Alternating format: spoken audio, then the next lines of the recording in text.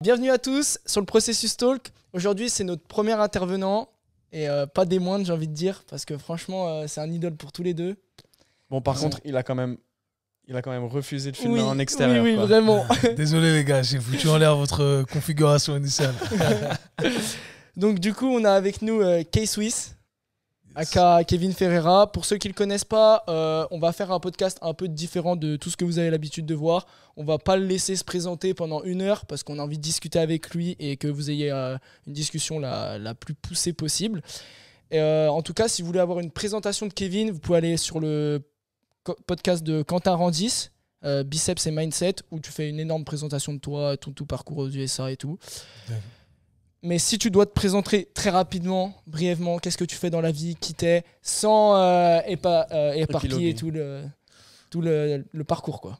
K-Swiss, c'est mon acronyme, c'est mon blaze. Kevin Ferreira, comme tu l'as dit, coach sportif, préparateur physique et entre guillemets aujourd'hui formateur. J'aime pas trop ce terme, mais c'est le terme qui tombe dans la catégorie dans laquelle j'exerce à l'heure actuelle. Voilà. Pourquoi t'aimes pas le terme formateur? Je sais pas, je trouve ça un peu hautain. Mais je vois. Non, j'aime bien. C'est pas. Moi, j'aime bien l'idée de partager en fait. Ah ouais. Donc, au lieu de plutôt que cette idée de se mettre au-dessus et de se dire voilà, ça c'est ma vision des choses. C'est comme ça que ça fonctionne. Tu vois, c'est plutôt hey, prenez ce qu'il y a à prendre, laissez ce qu'il y a à laisser. Et la connotation qu'on utilise derrière le terme formation, parfois, c'est un peu strict, c'est un peu autoritaire. Et c'est pour ça que parfois j'ai du mal à l'utiliser, mais bon, c'est le terme à utiliser. Sauf si vous en avez un autre pour moi. Moi, je sais pas, mais je trouve que le terme de formateur te va bien et que t'amènes un peu un vent frais avec ce terme-là, parce que bon, tu vois, j'ai participé au séminaire et la première chose que tu dis, c'est ok, aujourd'hui, je vous présente mon système, mais il est biaisé parce que c'est le mien. Et du coup, moi, je trouve ça ouf de voir à quel point. Moi, je te l'ai dit, pour moi, tu es le boss final. Merci, j'apprécie. Et c'est ouf de voir cette humilité que tu as et de dire, ok, ce que tu viens de dire, prenez ce qu'il y a à prendre et laissez ce qu'il y a à laisser et puis allez chercher ce qui vous manque. Tu es en train de dire qu'on a commencé par le boss final? Ouais, le premier intervenant de notre podcast. Moi, ça me fait plaisir, comme je l'ai dit, si je peux vous soutenir, c'est pas parce que vous participez à mes formations ou autres, je l'ai fait avec plein d'autres. Moi, je préfère donner de la force à ceux qui en ont besoin et qui sont passionnés. Moi, on ne me l'a pas donné. Moi, j'ai tout pris par moi-même. Et je sais que c'est un milieu parfois où les gens font des collaborations par intérêt dans le but de faire croître leur propre audience. Moi, je fais pas ça encore une fois pour ça. Je fais ça par amour. Donc, j'espère qu'on va pouvoir booster votre truc. Let's go. Ouais. J'espère. En vrai, nous, on le fait parce que voilà, on va avoir des intervenants qui sont pertinents dans le domaine, mais aussi parce que pour nous, tu es notre formateur en fait. J'apprécie. Toi, t'aimes pas le terme formateur, mais moi, perso, dans les formations qu'on a fait, Nathan Staps, moi, BPGEPS, on a des formateurs et je te connaissais même pas en présentiel ou quoi que ce soit. J'ai juste appris à te connaître sur les réseaux sociaux, via ce que tu fais dans tes formations, ce que tu fais, tous les contenus gratuits aussi, les podcasts, les vidéos YouTube, tout ça. Et pareil, au départ, je regarde, je dis, mais c'est qui lui? Enfin, il raconte tout ça. Puis tu regardes une vidéo, 2 vidéos, un podcast, 2, 3.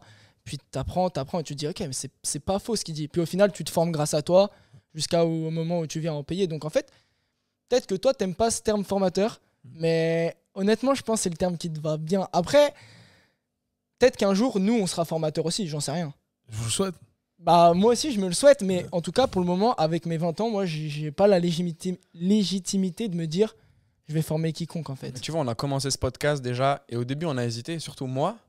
Jen, il était chaud, il voulait direct partir. C'est un peu une tête brûlée. Il est jeune, il est exubérant. Moi, j'étais, mais mec, on n'a pas la légitimité pour. Et un jour, il me dit, je viens d'écouter un podcast de Sean. Déjà, on s'est rencontrés grâce à lui. Et il lui fait, en gros, il dit dans ce podcast, un des regrets que j'ai, c'est d'avoir attendu, d'avoir de l'expérience avant de collaborer avec d'autres personnes. Et du coup, je me suis dit, ok, allez, on le fait. Et on a démarré la semaine d'après, on a filmé le premier épisode. Est-ce que toi, aujourd'hui, tu as ce même raisonnement-là ou pas? Le raisonnement qui est de quoi? De me dire je fonce même quand je suis pas prêt? Ouais, ou en tout cas aujourd'hui de collaborer avec des gens du milieu. Non, moi je pense que si j'avais l'envie de collaborer avec des gens du milieu, je le ferais. Après, je comprends ce sentiment de ne pas se sentir légitime à l'heure actuelle, de ne pas se sentir prêt.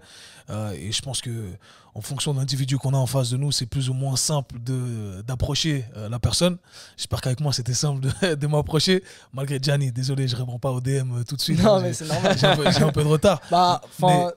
Juste pour parler de ça, moi, j'attendais aucune réponse. Honnêtement, j'y suis allé. Je suis rentré un soir après le boulot à 21h. J'ai dit, j'ai envie qu'il y ait K-Swiss sur mon podcast avec Nathan. Notre podcast, désolé. Il me fait la reproche à chaque fois. Et, j'ai envoyé. Et franchement, le lendemain matin, j'étais en train de répondre à Sean. Mince. Et je reçois un message de toi. Je regarde mon père, je dis... C'est pas possible, genre, il vient vraiment de répondre. Enfin bref. C'est une rockstar pour moi. moi. Non mais vraiment, moi je m'attendais. Franchement, j'y allais, j'ai dit qui ne tente rien à rien. Ouais, non, moi j'invite à utiliser cette mentalité. Et je l'ai dit aussi durant le séminaire, toi Nathan, tu étais présent. Où, moi, les premiers athlètes avec qui j'ai travaillé, j'ai envoyé un DM. Ah oui, c'est vrai, t'as déjà parlé de ça. C'est des histoires, c'est véridique. Après. C'est vrai que quand je l'ai fait, je me sentais légitime et prêt à le faire. Donc ça, c'est un sentiment personnel que j'avais. Et je pense que vous l'étiez également parce que vous aviez déjà quelques épisodes, vous avez la caméra, vous avez les micros, etc. Donc vous partez pas de zéro. Tu comprends ce que je veux dire? Donc bien sûr, moi j'invite tout le monde à... C'est compliqué un peu comme question parce que j'invite pas tout le monde à se lancer même quand on n'est pas prêt, tu vois, à 100% dans le milieu professionnel, je dirais. Ouais. Parce que je pense qu'on doit respecter certains codes, ça c'est véridique, mais une fois qu'on a respecté ces codes, ces standards qui au final sont personnels et subjectifs, et bien à ce moment-là, je pense qu'il faut se lancer, effectivement. Il faut se lancer parce que sinon tu regretteras de ne pas l'avoir fait. Et je pense que c'est cette motivation qui a fait que tu as voulu éventuellement te lancer. Bah là, on va pas regretter, je pense. Mais on regrette pas là. Mais aussi, sur ce point de vue un peu formateur et préparateur physique, en fait, tout simplement, c'est Nathan, il est un peu plus solide que moi, on va dire. Toi, tu es encore plus solide que nous et ça donne tout de suite envie de travailler avec toi. Ouais. Si on nous met tous les trois dans la rue et on dit on est tous les trois préparateurs physiques, vous choisissez lequel, sans connaître les compétences de quiconque, les gens ils vont forcément aller se faire la personne la plus solide. Donc en tout cas, moi je parle personnellement, mais pour moi c'est un peu difficile dans un sens de dire je suis préparateur physique, je pèse 60 kilos et je suis pas très dessiné et tout, mais en fait mon métier c'est préparateur physique, c'est pas athlète. Ouais. Et ça je trouve que c'est un gros frein entre guillemets dans la légitimité. Ouais. Moi je pense que ce sont deux aspects qu'on peut pas dissocier. C'est clair que ton apparence ne va pas te dicter tes compétences professionnelles. Ça, c'est un fait, qu'on soit clair là-dessus. Maintenant, je pense que dans l'industrie du fitness, et c'est pour ça que j'invite tous les participants à mon programme à pratiquer sur eux avant tout, c'est qu'au final, le corps ne ment pas. Si tu as pratiqué sur toi, eh bien, tu vas avoir des résultats. Okay, et ça montre que tu as au moins accumulé une source d'évidence qui sont les anecdotes personnelles, la pratique personnelle. Et c'est une source d'évidence qui n'est pas à négliger. Tu vois. Donc, est-ce que tu dois ressembler à un bodybuilder? Non. Est-ce que je pense que tu dois expérimenter différents terrains dans ta préparation physique?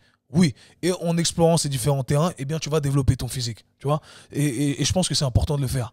Alors, encore une fois, tu n'es pas obligé d'aller dans l'extrême, mais je pense que dans ta situation, eh bien, je prendrais ça comme un challenge personnel et me dire, moi, mon look, c'est ma carte de visite. Donc, je vais essayer d'améliorer ma carte de visite. Et en plus de ça, tu vas en apprendre plus parce que si tu cherches à développer vraiment ton côté esthétique ou certaines performances, eh bien, tu vas peaufiner certains détails, te dire ok, ça fonctionne, ça fonctionne pas. J'ai lu dans la littérature que ça fonctionnait d'une certaine façon, mais sur moi, j'ai dû adapter ça, tu vois. Et c'est là où ça devient super pertinent.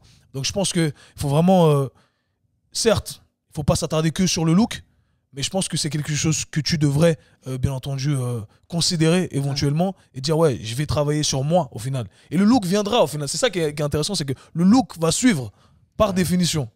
Après, aussi, moi, je travaille dans les sports d'endurance. Voilà, c'est ce que j'allais dire. J'allais mentionner. C'est pour ça aussi, c'est un peu plus compliqué, le look. On va dire, derrière, ce qui parle pour les sports d'endurance, c'est un peu plus la perf. Bien sûr, je suis totalement d'accord avec toi. Mais tu vois, moi, je ne suis pas dans les sports d'endurance. Ouais. Mais moi, j'ai couru des semi-marathons. Ouais. J'ai essayé de me préparer pour des marathons. Parce que j'ai voulu connaître vraiment, avoir cette appréciation pour les sports d'endurance. Ouais. Moi, je suis pas, même quand les gens me voient faire des grands écarts et des trucs comme ça, moi, je m'en fous complètement des grands écarts. Non, vraiment, je m'en fous complètement. Moi, je l'ai fait à la base, c'était pour cette quête d'exploration et d'apprentissage. Ok ? Moi, on m'a dit, Kev, tu peux pas faire les grands écarts parce que tu es limité au niveau de ton bassin. À la naissance, c'est ce qu'on m'a dit, que j'avais des hanches qui étaient limitées. Et plus tard, il y avait ce mythe, si tu as tes hanches d'une certaine façon, tu peux pas le faire. Je dis, ok, c'est ce qu'on dit, mais je vais tester. Et j'ai tous les grands écarts. Tu vois? Donc, et aujourd'hui, je m'en fous du grand écart. Les semi-marathons que j'ai courus, je m'en fous. Peut-être que je vais plus en courir.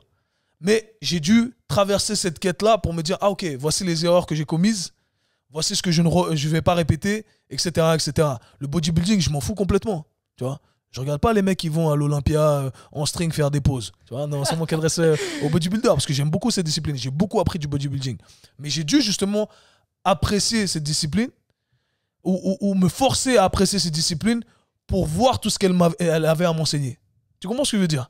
Et je pense que c'est cette quête-là qui est intéressante. Moi, en tout cas, c'est la quête que j'ai entamée. C'est pour ça que j'ai fait de la gymnastique, c'est pour ça que j'ai fait des cours de yoga, de pilates, j'ai fait des cours de danse. Il y a très peu de préparateurs physiques qui osent faire ça, de coach. Et moi, je le dis parce que j'ai dû sortir de ma zone de confort quand tu es le seul mec qui me ressemble. Vous m'avez vu, je suis un grand gars, relativement costaud. J'arrive et je vais dans une classe de danse contemporaine. Crois-moi, on me remarque. Une classe de bar, quand j'étais à New York, j'étais le seul gars où je mourais avec des petites haltères. C'est un mix entre le ballet et des trucs de gainage, etc. Et tu vois, je suis le gars qu'on remarque dans la salle. Il n'y a pas de gars comme moi qui font ça. Mais moi, je l'ai fait parce que je voulais apprendre. Tu comprends? Ouais, totalement. Donc, et je pense que cette quête d'apprentissage dans notre milieu, elle est essentielle. Moi, elle m'a énormément servi, donc je ne peux que la recommander. C'est un biais cognitif personnel, encore une fois, mais j'invite tout le monde à faire ça. Anecdote. C'est pas à négliger les anecdotes. Ah oui, c'est pas à négliger. Demain, je m'inscris au ballet, ok? Ah. Mais tu sais quoi, tu vas en apprendre énormément. Ouais, mais... On y va ensemble. Mais honnêtement, j'ai déjà parcouru beaucoup d'environnements sportifs. Donc tu confirmes ce que je dis? Donc, ouais. Bah, je confirme. Moi, j'ai pas pris le même bagage ni le même niveau que toi, tu vois, dans ce milieu. Mais ouais, je confirme qu'aujourd'hui, en toute humilité, je pense que j'ai quand même une certaine richesse gestuelle et motrice et que j'ai aussi une capacité d'adaptation. Voilà. Demain, tu me fais commencer un sport, je vais être éclaté, mais très rapidement, si je m'investis, je sais que je vais vite progresser. Et si demain, tu as quelqu'un dans ce sport qui te contacte, tu as une certaine idée de comment ça se passe. Ouais, c'est clair. Et tu te sens plus légitime aussi. Tu vois, c'est ça. En fait, la légitimité, elle se gagne quelque part. Elle se construit. Elle se construit, voilà. C'est ça. Ouais, c'est vrai. Bon, on commence peut-être le podcast. Voilà, c'était une belle intro. Ouais, belle intro. On s'est un peu écarté du sujet.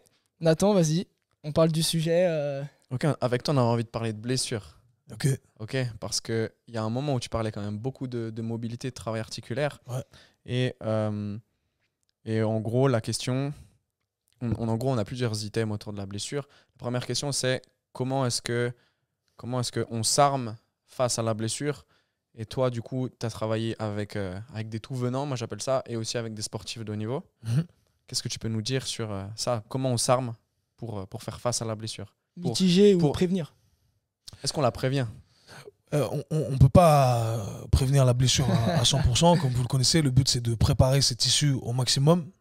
Donc c'est là où l'approche de notre entraînement spécifique va nous permettre de renforcer, encore une fois c'est un terme qui est un peu général ici, mais la plupart des gens vont comprendre ce qu'on dit lorsque on utilise ce terme-là, renforcer tous les tissus pour qu'ils puissent faire face aux contraintes auxquelles ils vont être exposés. Aussi simple que ça. Maintenant, ça c'est la règle de base.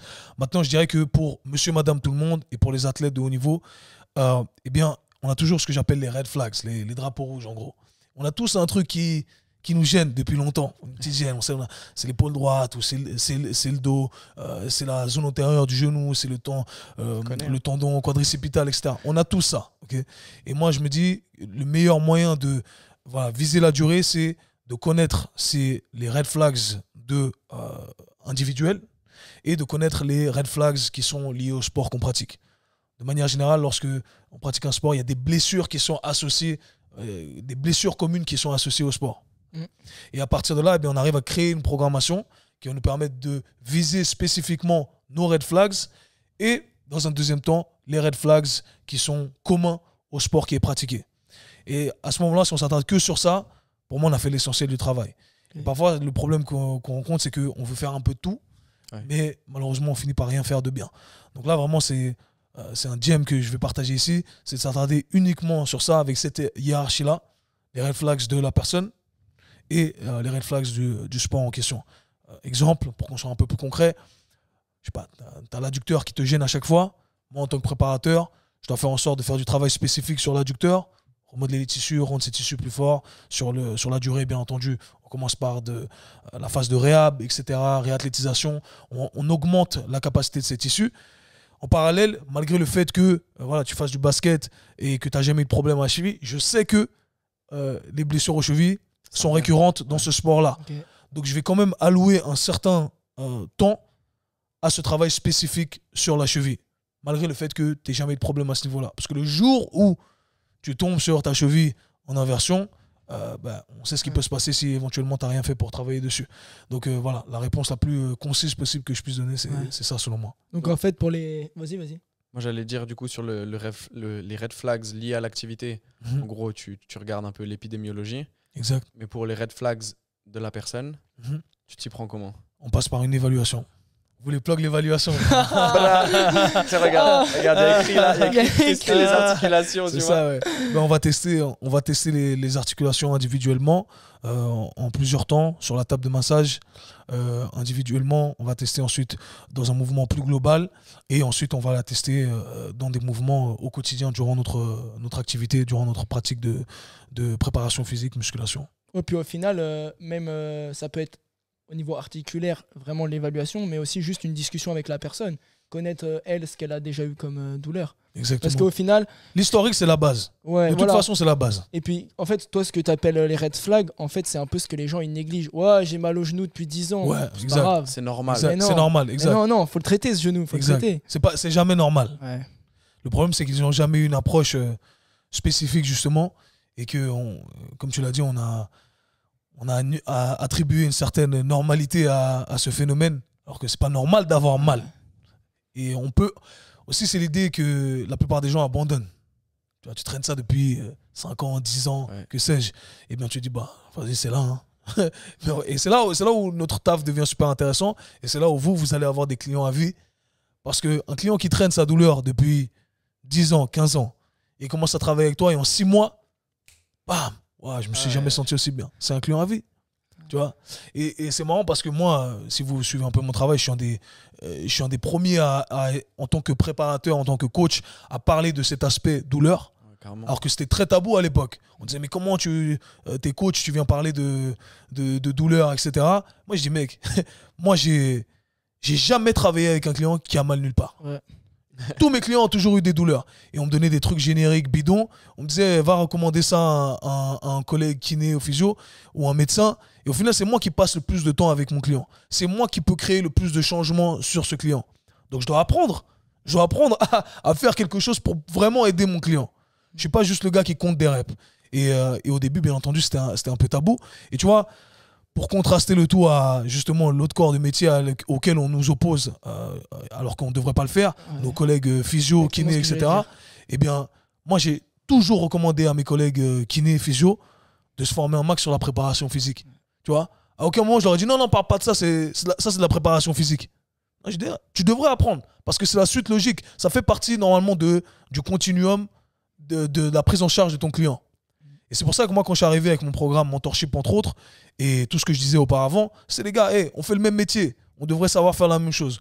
On a certaines spécialités, on s'est attardé un peu plus sur certains trucs, et à un moment donné, éventuellement, on peut déléguer notre client à quelqu'un d'autre. Mais fondamentalement, on fait le même métier. Et d'ailleurs, dans le mentorat, il y a plein de kinés en plus.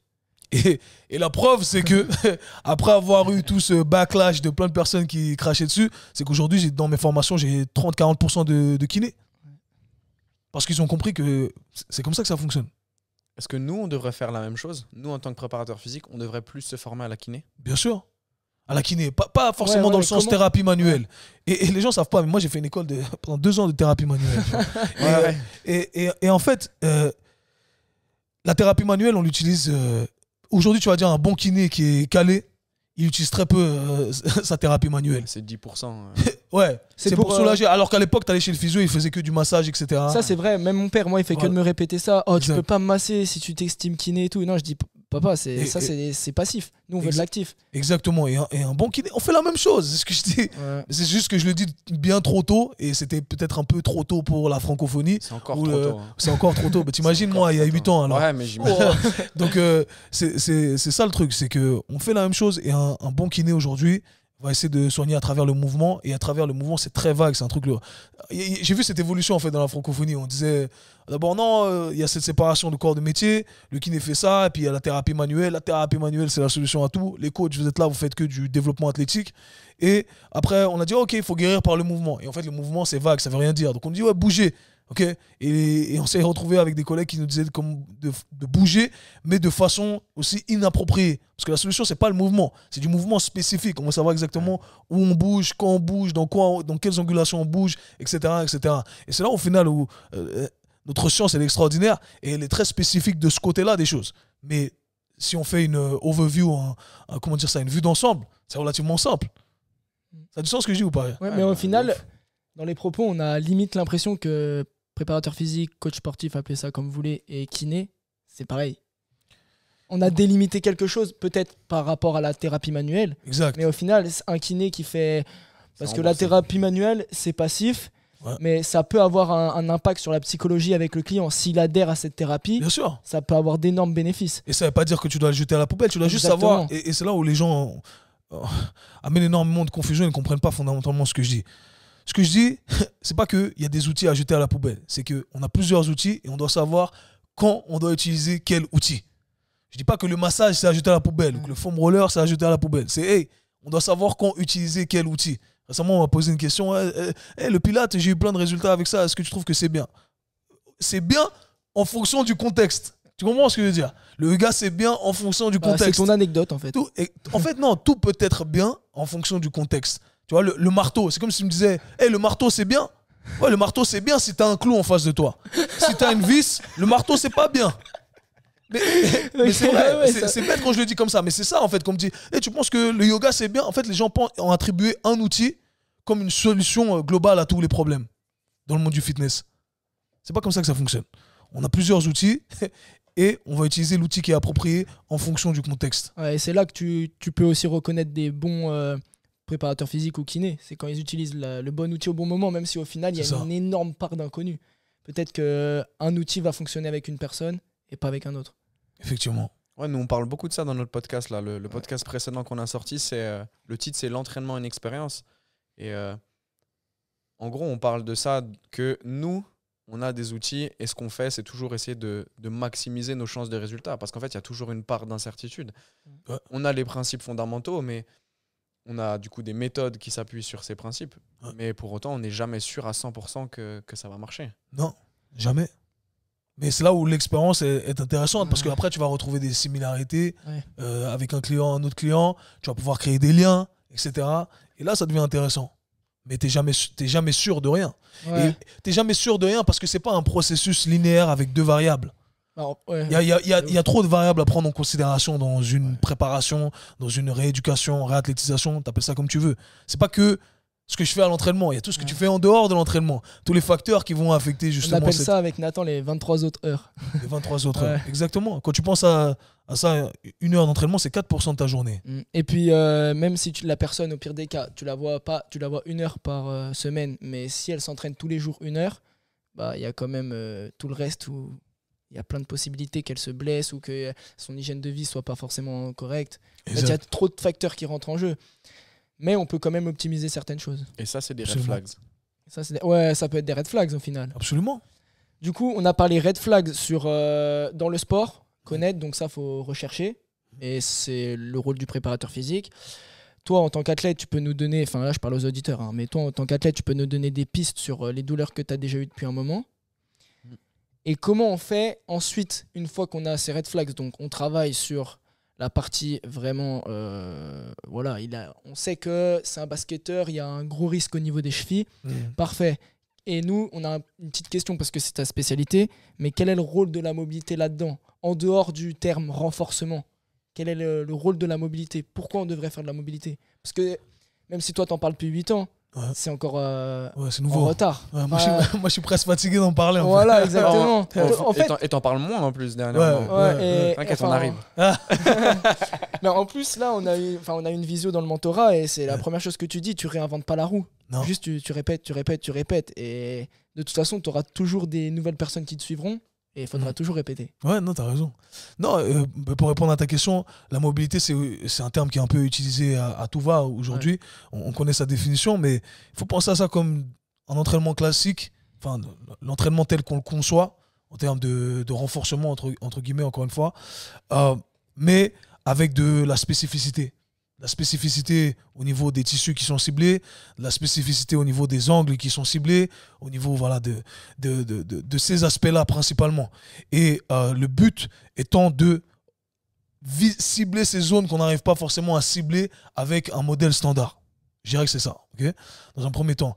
Et j'en ai un truc qui m'est sorti de la tête, mais c'est cibler les zones que... Ah oui, et de créer une marge de sécurité. Aussi simple que ça. C'est ça l'idée. Donc augmenter les limites, quoi. Augmenter les limites pour qu'elles excèdent. Augmenter les limites, les capacités pour qu'elles excèdent les capacités ou les contraintes qui vont avoir lieu durant l'exécution du sport, de la pratique sportive. C'est ça, du coup, la mitigation. C'est ça. C'est ça. C'est exactement ça. Plus t'as de marge, moins t'as de risque. Moi, j'adore ce concept de marge de sécurité. Vous allez l'entendre dans le mentorat. Je l'utilise partout, que ce soit dans la finance, dans le relationnel, dans le fitness. En fait, c'est un concept qui est super important.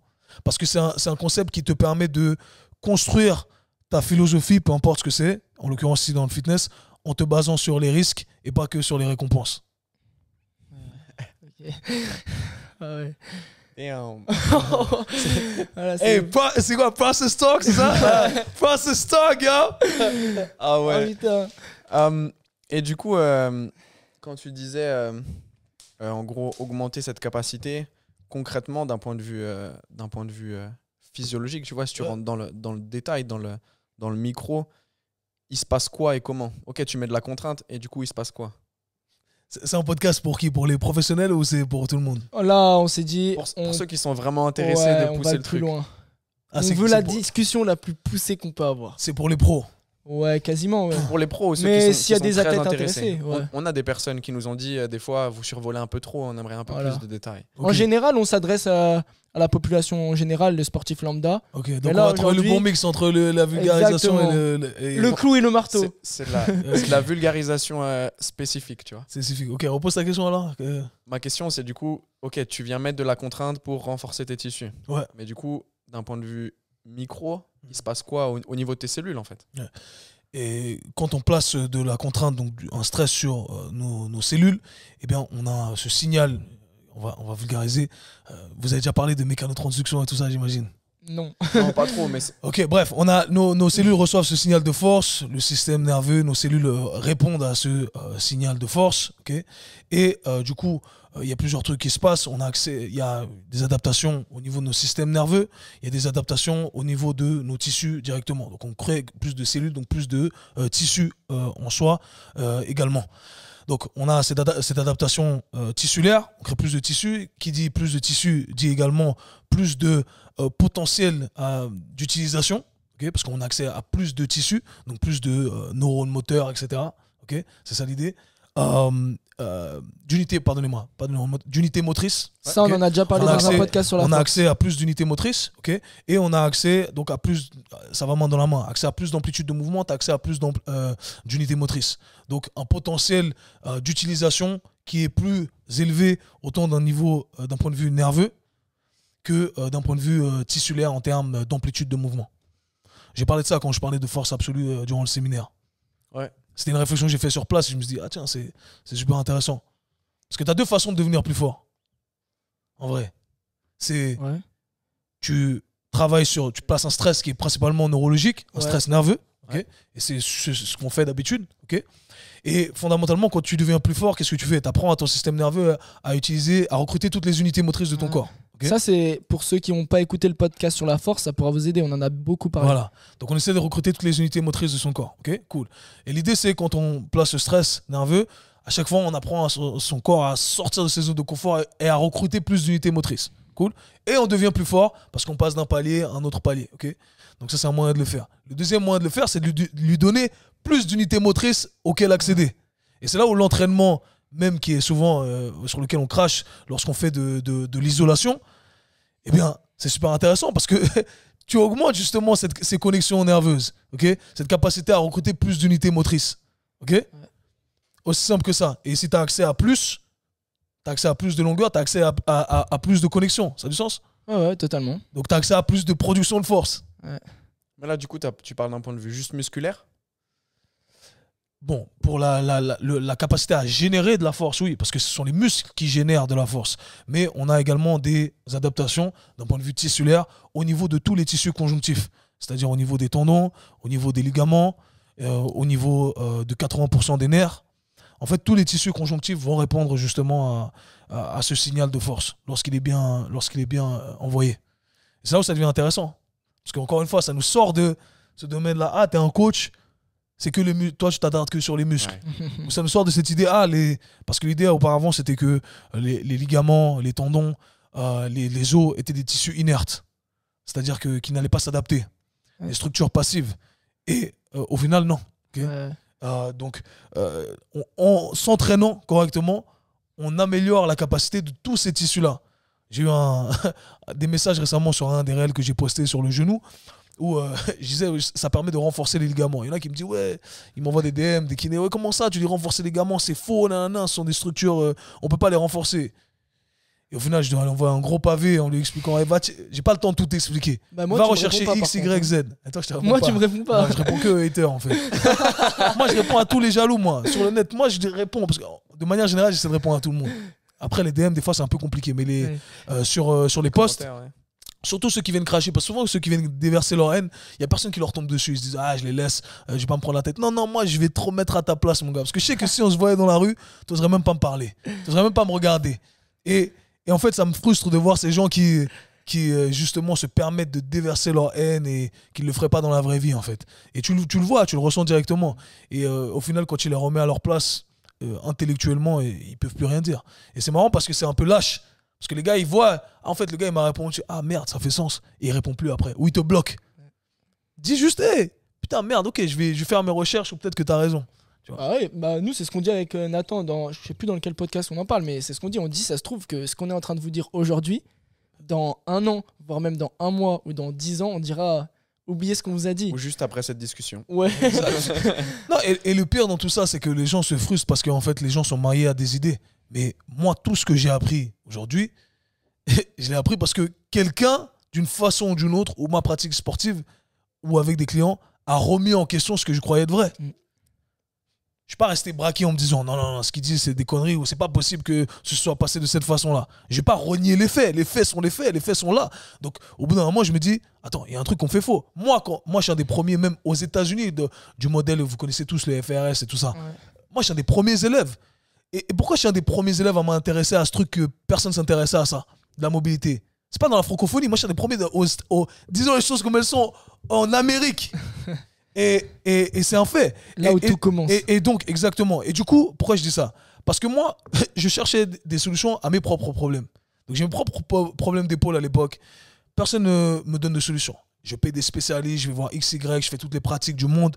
Aucune solution. Mes clients qui ont mal au dos, qui viennent, et moi, dans mon parcours, on dit il faut faire du gainage quand t'as mal au dos.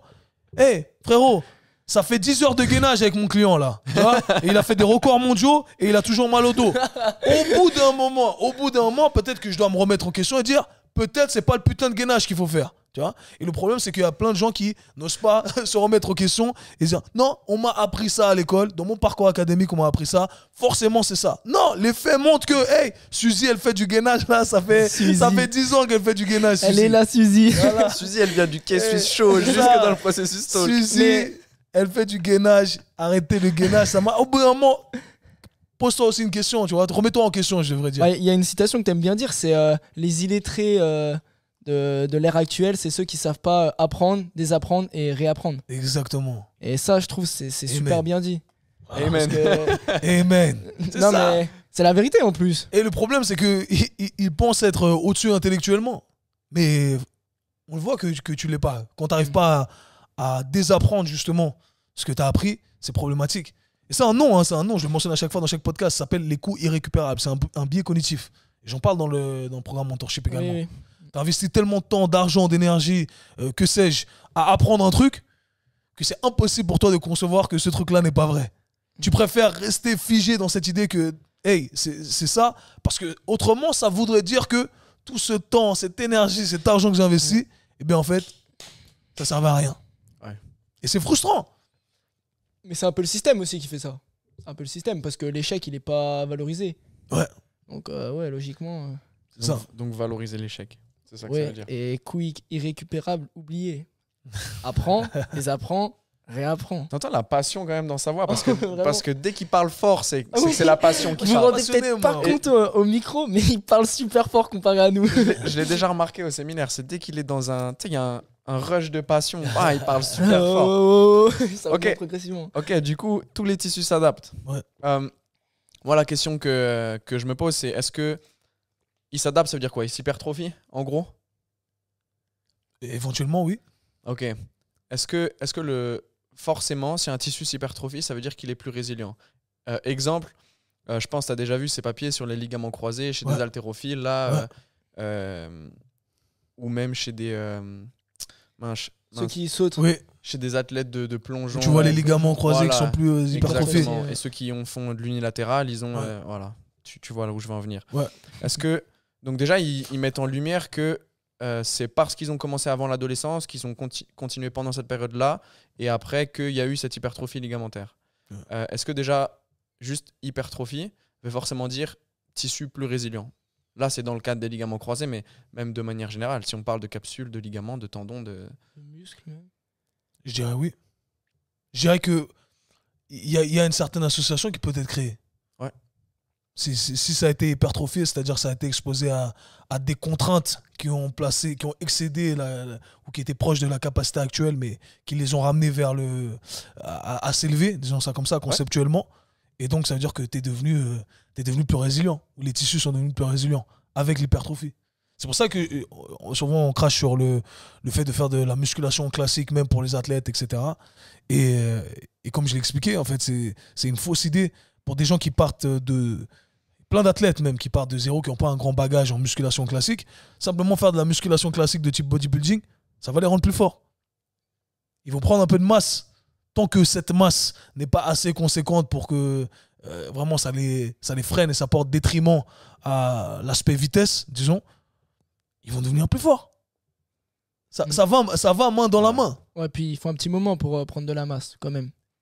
Il faut un long moment pour prendre de la masse pour que ça te ralentisse. Ouais, vraiment. Vraiment. Ouais, non, mais ça. c'est vrai. C'est ça que je suis en train de te dire, en fait. C'est que tu vas en tirer que les bénéfices. Alors non, même quand je vois un athlète qui me dit ouais, je veux pas prendre être trop balèze, t'inquiète. Tu vas pas être trop balèze. Ouais. Ça Mais fait c'est dur, 10 ans, hein, ça de fait faire 15 ans comprendre. qu'on teste les mecs d'être trop balèze. On y arrive on pas. arrive Mais pas. au final, un exemple qui parle bien quand même, c'est les piliers de rugby. Les piliers de rugby, en sprint, ils te mangent. Et pourtant, ils font 150 Parce que je dis en kilos. fait, le problème qu'on a, c'est que on pense qu'en faisant de la musculation, ça va nous rendre lents. Parce que c'est ce qu'on a associé dans notre parcours. Hey, musculation, lent. Okay, parce qu'on a associé la musculation au bodybuilding. Et du coup, on a vu des bodybuilders bouger et on a vu que les bodybuilders étaient lents. Donc on s'est dit, hey, bodybuilder, musculation, bodybuilder lent, musculation, lent. Mais c'est faux. Non, c'est Ok, qu'eux, ils font que ça. c'est une mauvaise association qu'on a créée. J'en parle également dans le programme Mentorship. D'ailleurs, je fais Tu me des spoil tout, là. blogs partout. Ouais.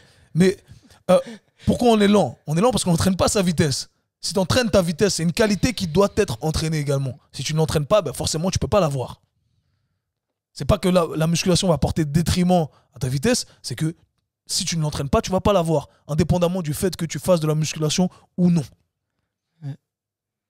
Donc Chris Bumstead, si on entraîne sa vitesse, il peut être rapide. Il va être plus rapide. Mais oui, il va être plus rapide que n'importe qui. il est je pense. déjà quand même agile. Mais les gars, regarde, il y a des exemples. Je ne me rappelle plus du nom de ce bodybuilder. À un moment, il a fait un des bodybuilders qui faisait l'Olympia, je crois, qui a fait un sprint justement sur, je sais plus si c'était sur 50 mètres, sur 60 mètres, avec un sprinter d'élite. Et franchement, sur les 10-20 mètres, ils se tiennent. Ouais, c'est sûr. C'est un bodybuilder. Ça m'étonne. Le gars, il fait 2 fois son poids. Tu vois ce que je veux dire? Ouais, ça m'étonne même pas.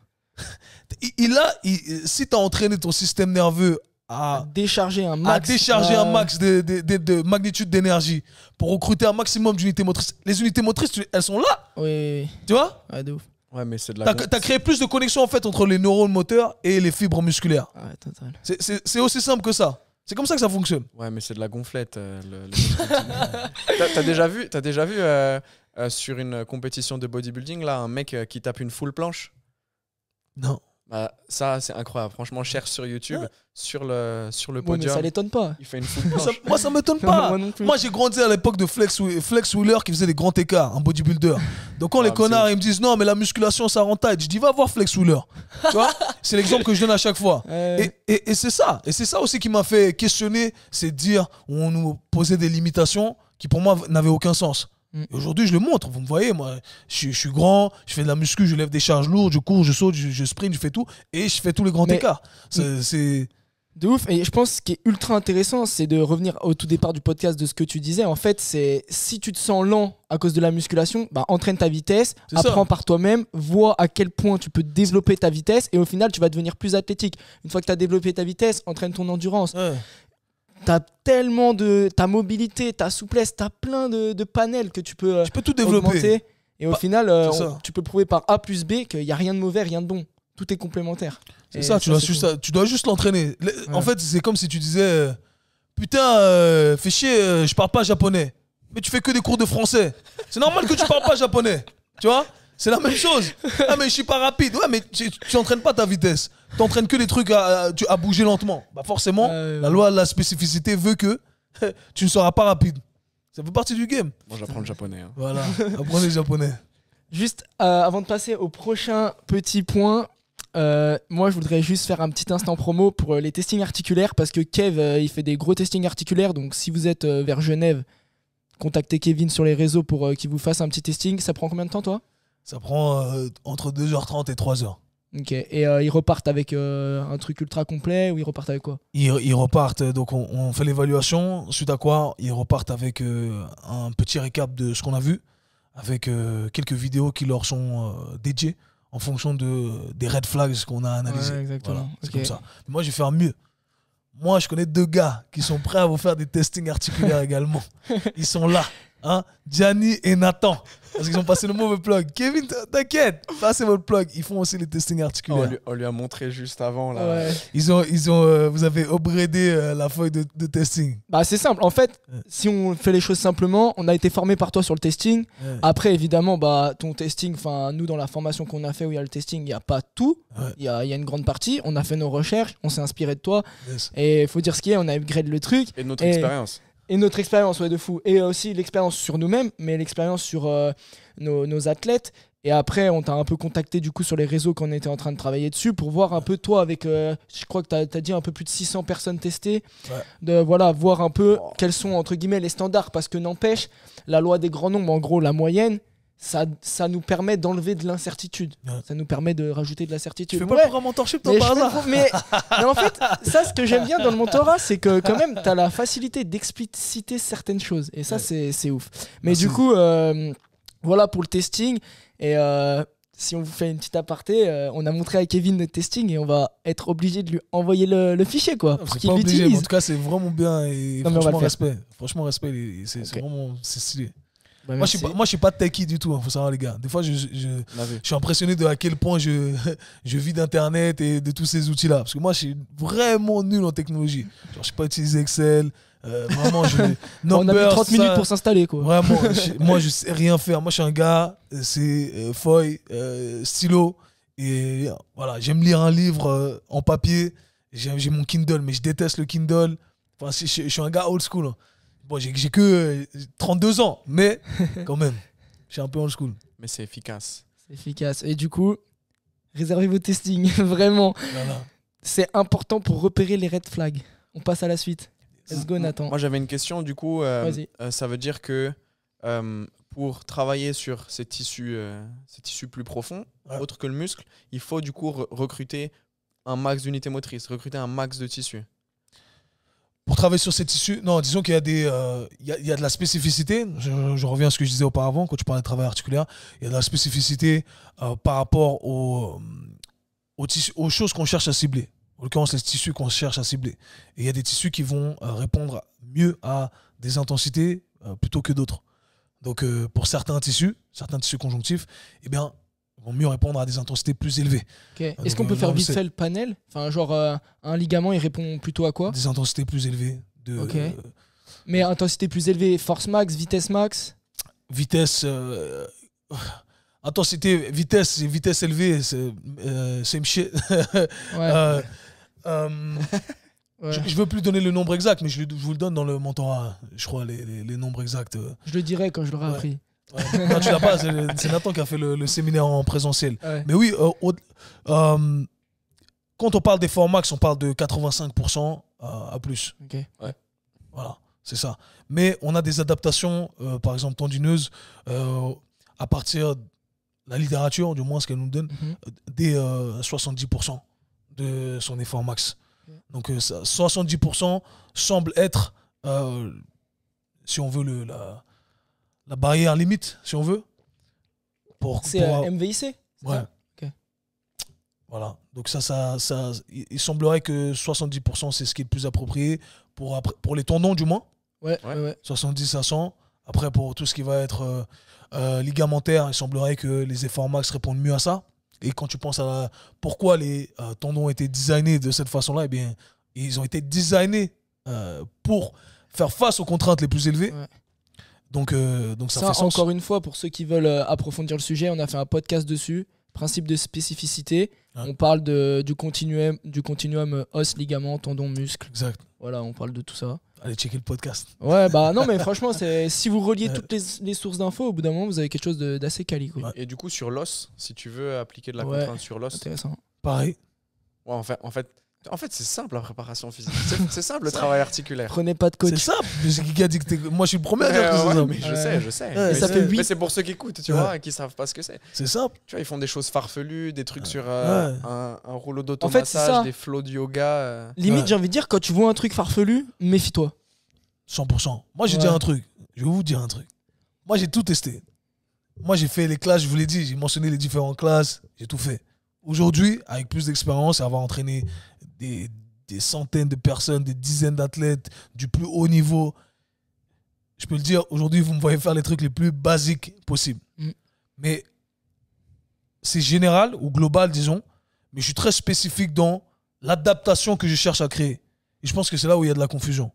Je sais exactement ce que je cherche à faire avec les bases que j'utilise. Alors que les gens ne savent pas exactement ce qu'ils font. Ça a du sens ? Et là, on se perd à vouloir rajouter de la spécificité, où on interprète mal ce terme, on va chercher à mimer un sport, on va chercher à faire des trucs farfelus, comme vous l'avez dit, pour rajouter de la complexité, parce qu'on pense qu'en rajoutant de la complexité, on va améliorer certaines qualités, alors que, sur mon expérience, c'est tout l'inverse. Plus on garde des trucs simples et efficaces, on sait exactement ce qu'on cherche à faire, ce qu'on veut filtrer exactement, et bien c'est là qu'on a les meilleures adaptations. Et selon moi, la préparation physique, c'est ça en fait. C'est de l'isolation en fait. Ouais. C'est de l'isolation. Le meilleur exemple aussi, c'est la force. Développement de la force, c'est sur surface stable en fait. Ouais. Et là, quand tu vois des mecs qui commencent à pousser sur un bosu ou sur surface instable, c'est un peu bête. Mec, si tu veux pousser un max de force, mets-toi sur une surface stable, mets toutes les conditions pour pouvoir développer. La question, c'est qu'est-ce que tu cherches à faire. Ouais, voilà, aussi, il faut avoir ça derrière. Et c'est ça en fait la spécificité dans le sport. C'est qu'est-ce que tu cherches à faire. Quelle adaptation tu cherches à créer. Le pourquoi. C'est ça. Et tu peux prendre un même exercice et créer différentes adaptations. Tu vois ? Le problème, c'est qu'on a créé ces liens associatifs entre des modalités avec certaines adaptations. Alors que c'est faux, c'est mal comprendre le tout. Il y a tellement de choses. Ah ouais, vraiment. Chaque phrase que tu lâches, c'est une punch. Bon, si on continue sur la blessure, parce que c'est vrai qu'au final, tout part de là. C'est ok, donc maintenant, pendant que t'es blessé ou que t'as des douleurs, sur quoi tu peux agir ? Qu'est-ce que tu fais ? Pendant que t'as des douleurs, moi je vois le tout à travers 2 avenues à chaque fois. Tu continues à faire tout ce que tu peux faire, c'est-à-dire tout ce qui ne va pas aggraver la situation. Okay. Simple. Okay. Donc tout ce qui est spécifique à la douleur. Exactement. Okay. Mais d'un point de vue spécifique, du coup. Mais qui n'aggrave pas. Exactement. Genre qui te fait, ça peut te faire mal, mais imaginons ça te fait mal, mais ça n'aggrave pas le lendemain. Moi, le mal, j'aime pas. Moi, c'est pas mon école. Je sais qu'il y en a beaucoup qui disent ça. Moi, c'est pas mon école. D'accord. Et j'ai reçu des centaines de personnes où les gens disaient encore hier en consultation. Vive Neymar. Mon coach et mon kiné, etc., qui disaient vous pouvez tolérer 1 à 3% de douleur. Enfin, 1 à 3 sur une échelle de 10. Moi, j'utilise pas ça. T'as testé les deux ? J'ai testé les deux. Et Intéressant. Pour moi, c'est pas nécessaire c'est pas si on fait exactement ce que je vous enseigne, je vais pas tout spoiler quand même là, Oui, non, vous allez non. faire l'inventation. Évidemment. Mais si vous faites exactement ce que j'enseigne, on n'est pas obligé de travailler dans la douleur du tout. On travaille Et- autour. Hein? On travaille On autour. travaille autour. Donc, Et si on fait le truc bien, spécifiquement, regarde. Est-ce qu'on est d'accord que la plupart des gens ne savent pas juger, vous qui utilisez peut-être les RPE ou des trucs comme ça? oui. Donc, personne ne sait juger combien ils ont de reps en réserve, Ouais, RPE, quasiment, etc. ouais. ok Ah, c'est Tous ces difficile. facteurs, c'est vrai, tous ces facteurs subjectifs, au final, même pour les athlètes du plus haut niveau, ils ont du mal à le quantifier. Donc, qui me dit que sur ta douleur, tu es vraiment sur du Ouais. 3? Il remet Ouais. en question tout ce qu'on dit. Voilà pourquoi tu préfères être à zéro, toi. Voilà pourquoi je préfère En être à gros, t'es 0, sûr. sachant que je sais expliquer pourquoi. Là où je vais me positionner, en gros, j'essaie de contourner pour pas trop spoiler non plus. Je saurais expliquer pourquoi ce n'est pas nécessaire d'aller dans la douleur tout en créant des adaptations dans cette zone qui est problématique. Ok, donc tu travailles sans douleur. Et le deuxième point, tu avais dit tu avais deux. Oui, Vous avez- alors c'est de travailler spécifiquement, ce que tu disais, sur les tissus Ok. problématiques avec l'intensité tolérable. Et tolérable, c'est-à-dire quoi? Ça veut dire ce que tu arrives à tolérer. Imaginons que c'est très simple. Si tu utilises un facteur subjectif ici, encore une fois, il y a deux trucs que tu dois... Je vais spoiler un peu. Il y a deux trucs que tu dois garder en tête. C'est la position, ok, et l'intensité. Ce sont les deux facteurs que tu vas devoir manipuler. Mhm. Moi, ce que je te dis, c'est que la position, déjà, on ne veut pas travailler dans la position qui est douloureuse. Travaille Ok. autour. Ça, on l'a dit. Proche. Ça Proche. répète Vous connaissez aussi. la règle. Ok. Proche. Ensuite, le deuxième truc que vous allez devoir manipuler, c'est vous manipulez dans un premier temps la position, et vous êtes proche, vous respectez les règles qui sont données, eh bien, vous allez devoir trouver l'intensité qui est tolérable proche de cette zone problématique. Ouais. Et vous pouvez, vu que vous n'êtes pas exactement dans la douleur, produire une certaine quantité d'intensité. Ok. Ça a du sens? Mhm. Et cette quantité d'intensité, certes, elle est subjective, mais encore une fois, je ne suis pas dans la position exactement douloureuse. Et bien à partir de là, je vais pouvoir créer un modèle de progression. Principe de la surcharge progressive. Principe de la spécificité. Mes tissus vont être aptes à faire face à plus de contraintes et s'adapter à ces contraintes-là. Et tu vas pouvoir balayer une plus grosse amplitude au final.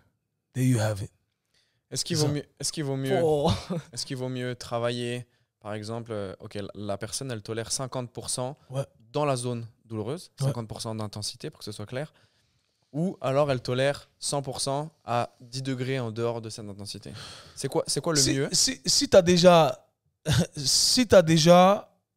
Ok, ça veut dire que tu as deux trucs. Tu as la position et tu as l'intensité. Ouais. Si tu as déjà... Elle tolère 100% à la limite de la zone douloureuse, c'est-à-dire que tu as déjà fait le travail nécessaire que j'ai mentionné auparavant, et maintenant, tu as balayé la zone douloureuse. C'est-à-dire que tu peux déjà y accéder, mais tu peux pas y accéder avec toute l'intensité. Ouais. J'ai pas compris. Bah là, maintenant, tu n'as qu'un truc à manipuler. Attends, juste, j'ai pas compris. T'as balayé la zone douloureuse. C'est-à-dire qu'avant, tu pouvais pas te mettre dans la position. C'est-à-dire qu'avant, dans l'angle problématique ou Ouais. les angles problématiques, tu pouvais pas t'y rendre. Ok. Tu tolérais 0% d'intensité. 0%. Ok. Oui. Si tu fais ce que je te dis, au bout d'un moment, eh bien, tu vas progressivement pouvoir tolérer un peu plus d'intensité. Et c'est l'exemple que Nathan nous a donné. Et il dit dans cette zone-là qui était auparavant problématique, D'accord. où je ne pouvais que tolérer, je pouvais pas m'y mettre, tout simplement. Ouais. Et bien là, maintenant, j'arrive à tolérer 50%.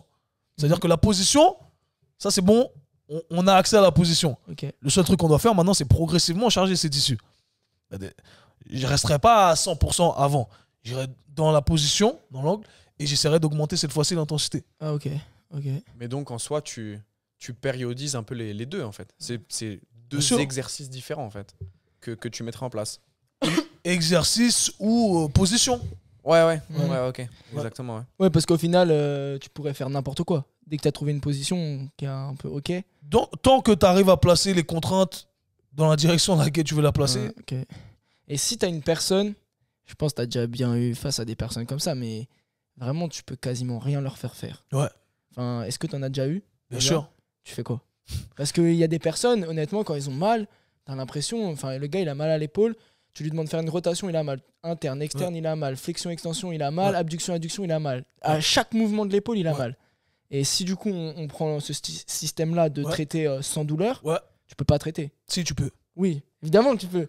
Mais Je suis garanti qu'il y a un truc à faire. Ouais. Le problème, c'est que comme on pense en exercice générique, c'est ça le problème du mouvement. Quand on dit faut bouger. Le mouvement, c'est la solution. Ben forcément, quand tu associes le mouvement et c'est pas spécifique, ben tu dis, bah allez, si tu peux tolérer un 3, c'est bon, tu vas dedans. Parce que tu n'arrives pas à bien spécifier les zones dans lesquelles tu peux bouger et pas bouger.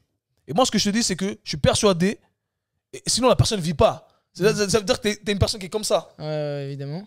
Il y a des zones dans lesquelles elle peut bouger. C'est sûr. Et ce que tu dois faire, c'est bouger dans ces zones-là. Alors ça va peut-être sortir de ton modèle classique standard de musculation. Peut-être que tu vas essayer pompe, ça ne marche pas. Peut-être que tu vas essayer de développer aux haltères, ça ne marche pas. Ouais, bah peut-être que ces personnes-là, tout ce qu'elles doivent faire, c'est juste faire ça. Et ça va se transformer en ça. Et ça va se transformer en ça. Oh, ça, et ça reste dans nos amplitudes de développé couché au sol, en floor press. On va reprendre. Et là, on reprend. Ouais. C'est simple. C'est ça le game. Ouais, du coup, par contre, ce qu'il faut préciser, c'est que là, on en parle en 15 minutes. Ouais. En réalité, ça prend 1, 2, 3, 6 mois, 1 an. Ça prend le temps qu'il faut prendre. Voilà, ça prend le temps que ça prend. Je t'ai coupé l'herbe sous le pied. C'est bien, tu as bien dit. T'as anticipé ma question. C'était, du coup, pour ceux qui nous écoutent, qu'est-ce que tu fais une fois que tu as trouvé la position? La position, qu'est-ce que tu fais? Donc, tu mets en place de l'isométrie? Ouais. Bah, t'as un continuum, encore une fois, d'intensité.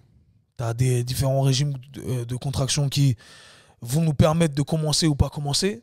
Tu vois, il y a la relation force-vitesse qu'on doit maîtriser. Et ce sont toutes ces variables-là qu'on va manipuler. On sait que, au tout début, la vitesse, on n'arrive pas à la tolérer. On va travailler avec vitesse la plus basse possible. Quelle est la vitesse la plus basse possible? L'isométrie. Ah, ok. Qu'est-ce qui nous permet de quantifier subjectivement, objectivement, d'ailleurs, si vous avez un dynamomètre ou un truc comme ça, la force qu'on produit sur l'angulation spécifique, l'isométrie. Ok.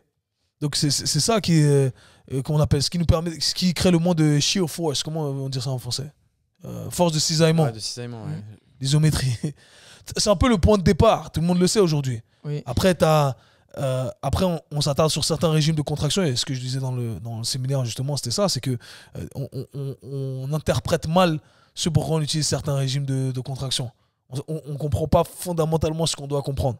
En vrai, tu pourrais utiliser des autres régimes de contraction si tu manipulais la bonne variable. Ouais. Genre limite, tu vas ultra lentement sur des exercices. Et au final, tu te rapproches un max de l'isométrie. Et tu es en dynamique.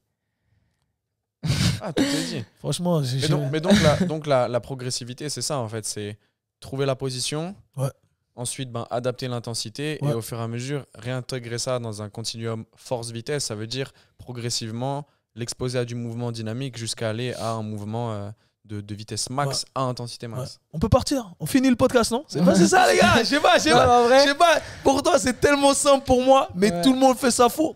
Et je vais vous dire pourquoi les gens font ça faux. Parce que les gens pensent en exercice.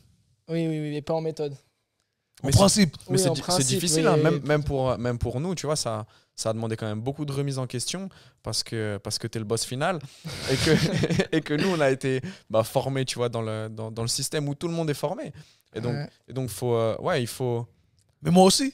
Ouais. Mais en tout cas, mais moi aussi. Non, mais ce qui me fait plaisir, par contre, je sais pas si t'as le même sentiment que moi, mais c'est que tout ce qu'il dit, tout ce qu'il vient d'évoquer, pour moi, c'est pas du chinois déjà. Non, il y a une certaine compréhension derrière. Alors évidemment, je vais réécouter le podcast, je vais prendre des notes et je vais systématiser derrière. Mais c'est cohérent. Moi, ça me parle en tout cas. Tu vois, quand je le dis même à des gens qui viennent en consultation, ils me font « Ah, putain, ça fait sens en fait. » Tu vois? C'est ça. Putain, bah ouais. Bah ouais, les gars. Évidemment. Je dois sortir, 2016 les gars, 2015-2016, Et d'ailleurs, bookez votre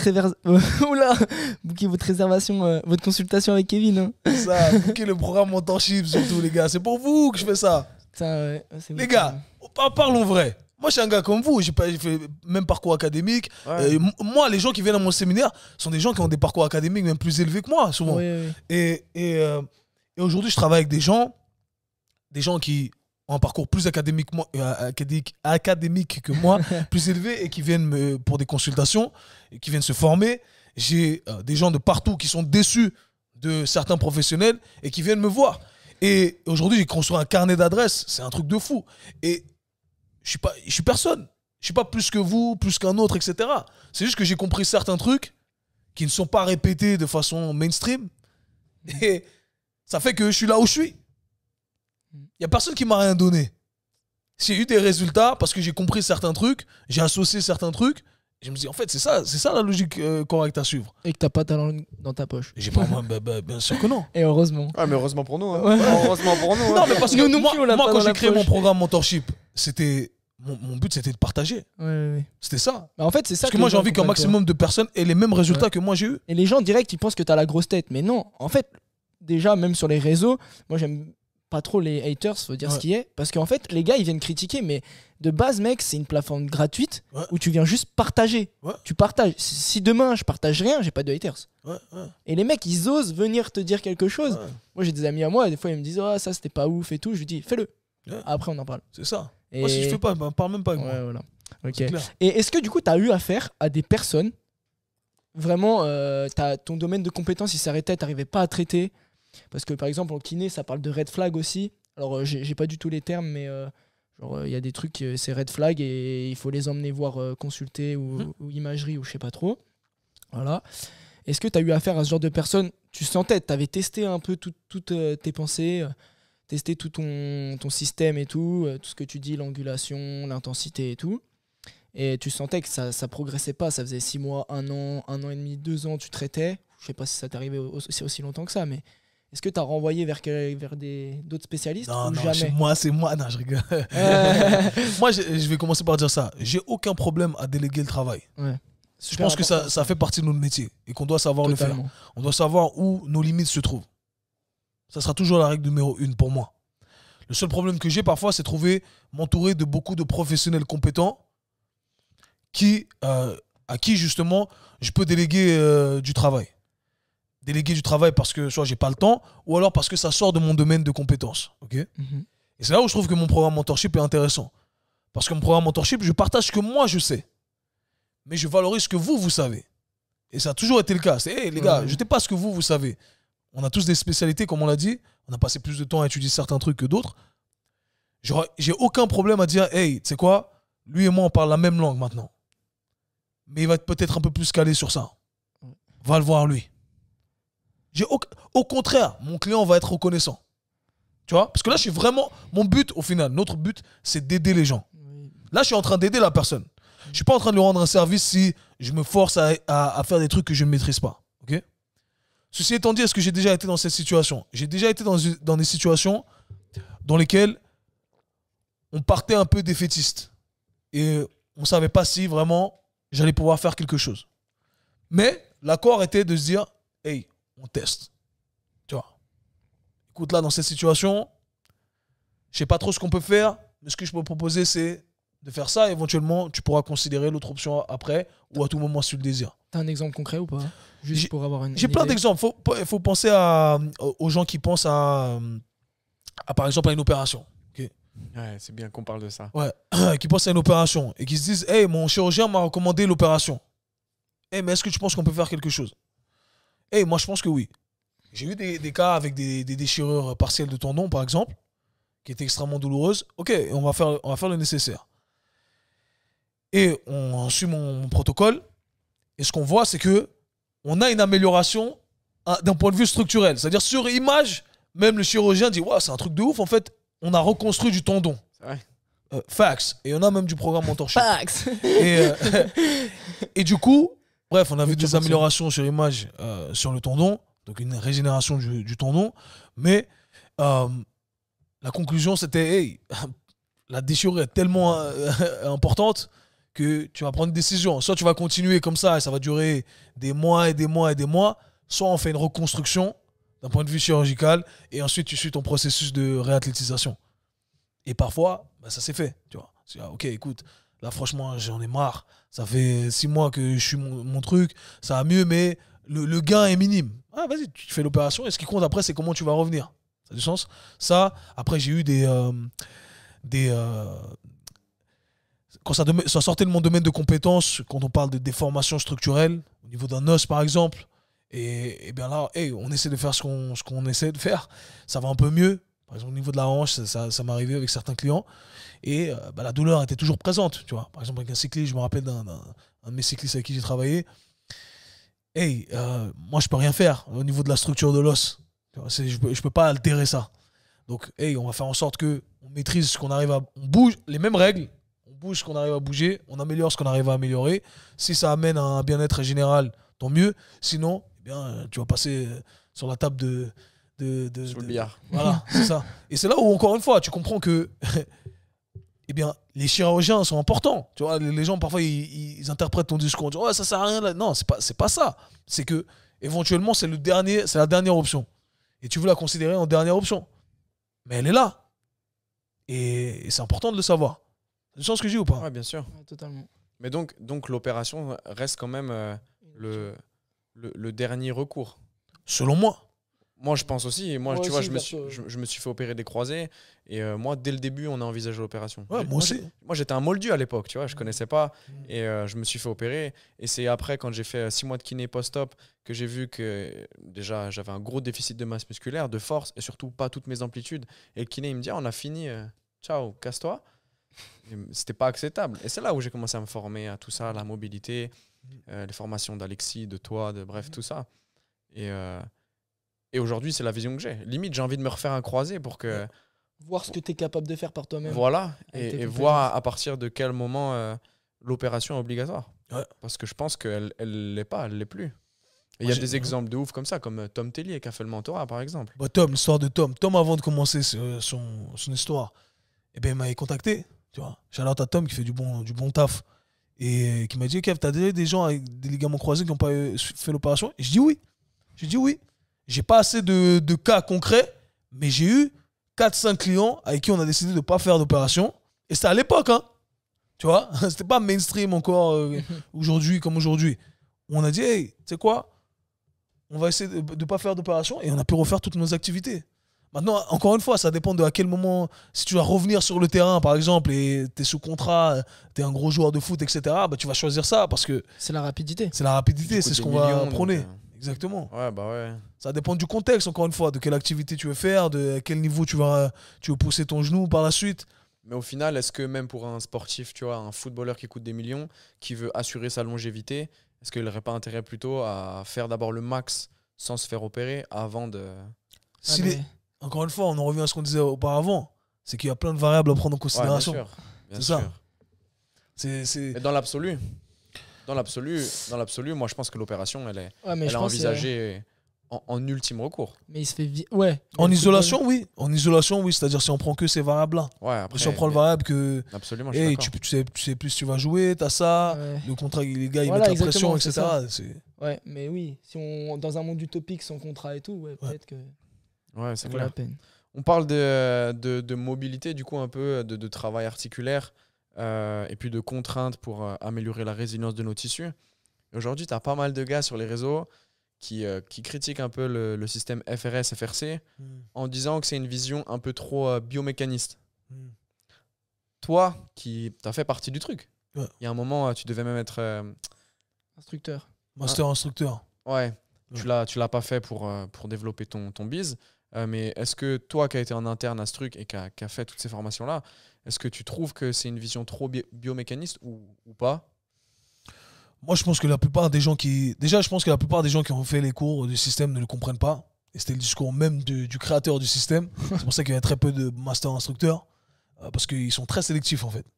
Très sélectifs avec le fait de sélectionner exactement ceux qui, pour eux, ils estiment qu'ils ont compris le système dans son intégralité. Et la plupart des gens n'ont pas compris. Je dirais que 95% des gens n'ont pas vraiment compris le système. Et c'est pour ça que, bien entendu, si tu as des gens qui l'ont pas compris, en plus qui parfois l'exposent et font des raccourcis, et sur le côté, tu as des gens qui analysent ceux qui n'ont pas compris le truc, c'est clair que ça fait des raccourcis qui sont catastrophiques. Donc, moi, je pense que, comme je l'ai dit, la plupart des gens n'ont pas compris. Moi, je le vois. Je sais qu'il n'a pas compris. Je sais qu'il interprète mal.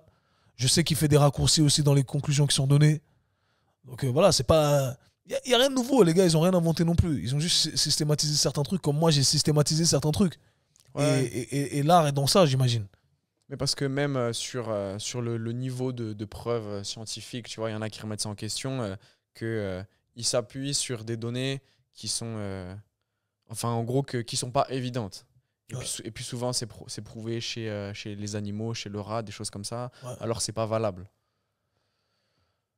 Encore une fois, je pense que c'est faux d'en arriver à cette conclusion-là. Parce que je pense que ce qu'ils font, c'est d'accumuler différentes sources d'évidence qui mènent vers une même direction. Moi, en tout cas, de ce que j'ai vu, c'est ça. Et je pense que c'est légitime de penser ce qu'ils pensent de manière générale. Moi, il y a des trucs avec lesquels j'étais pas d'accord, par exemple, par le passé. Il y a des trucs sur lesquels j'étais pas d'accord et j'avais raison de pas être d'accord. Et ils ont confirmé ça. Par exemple, au début, tu entendais les gens dire le stretching passif. Et moi, j'étais un de ceux-là qui disait le stretching passif, c'est le stretching passif, ça crée pas d'adaptation, ça sert à rien. Ok. Et moi, à force de faire du stretching passif dans des intensités relativement élevées, etc., et sortir, j'étais courbaturé. Je dis non. Il y a un truc qu'on fait de faux. Et c'est là où j'ai compris en m'attardant un peu plus sur tout ça que en fait, le stretching passif, eh bien, c'est de la force qu'on place, c'est de la tension mécanique qu'on place sur nos tissus. Et c'est là où ça m'énervait quand j'entendais les gens répéter juste ce que Dr Spina disait. Eh bien, c'était que, moi, je dis non, le stretching passif, on place de la force sur nos tissus. Tu vois, déjà. Ouais, bah ouais.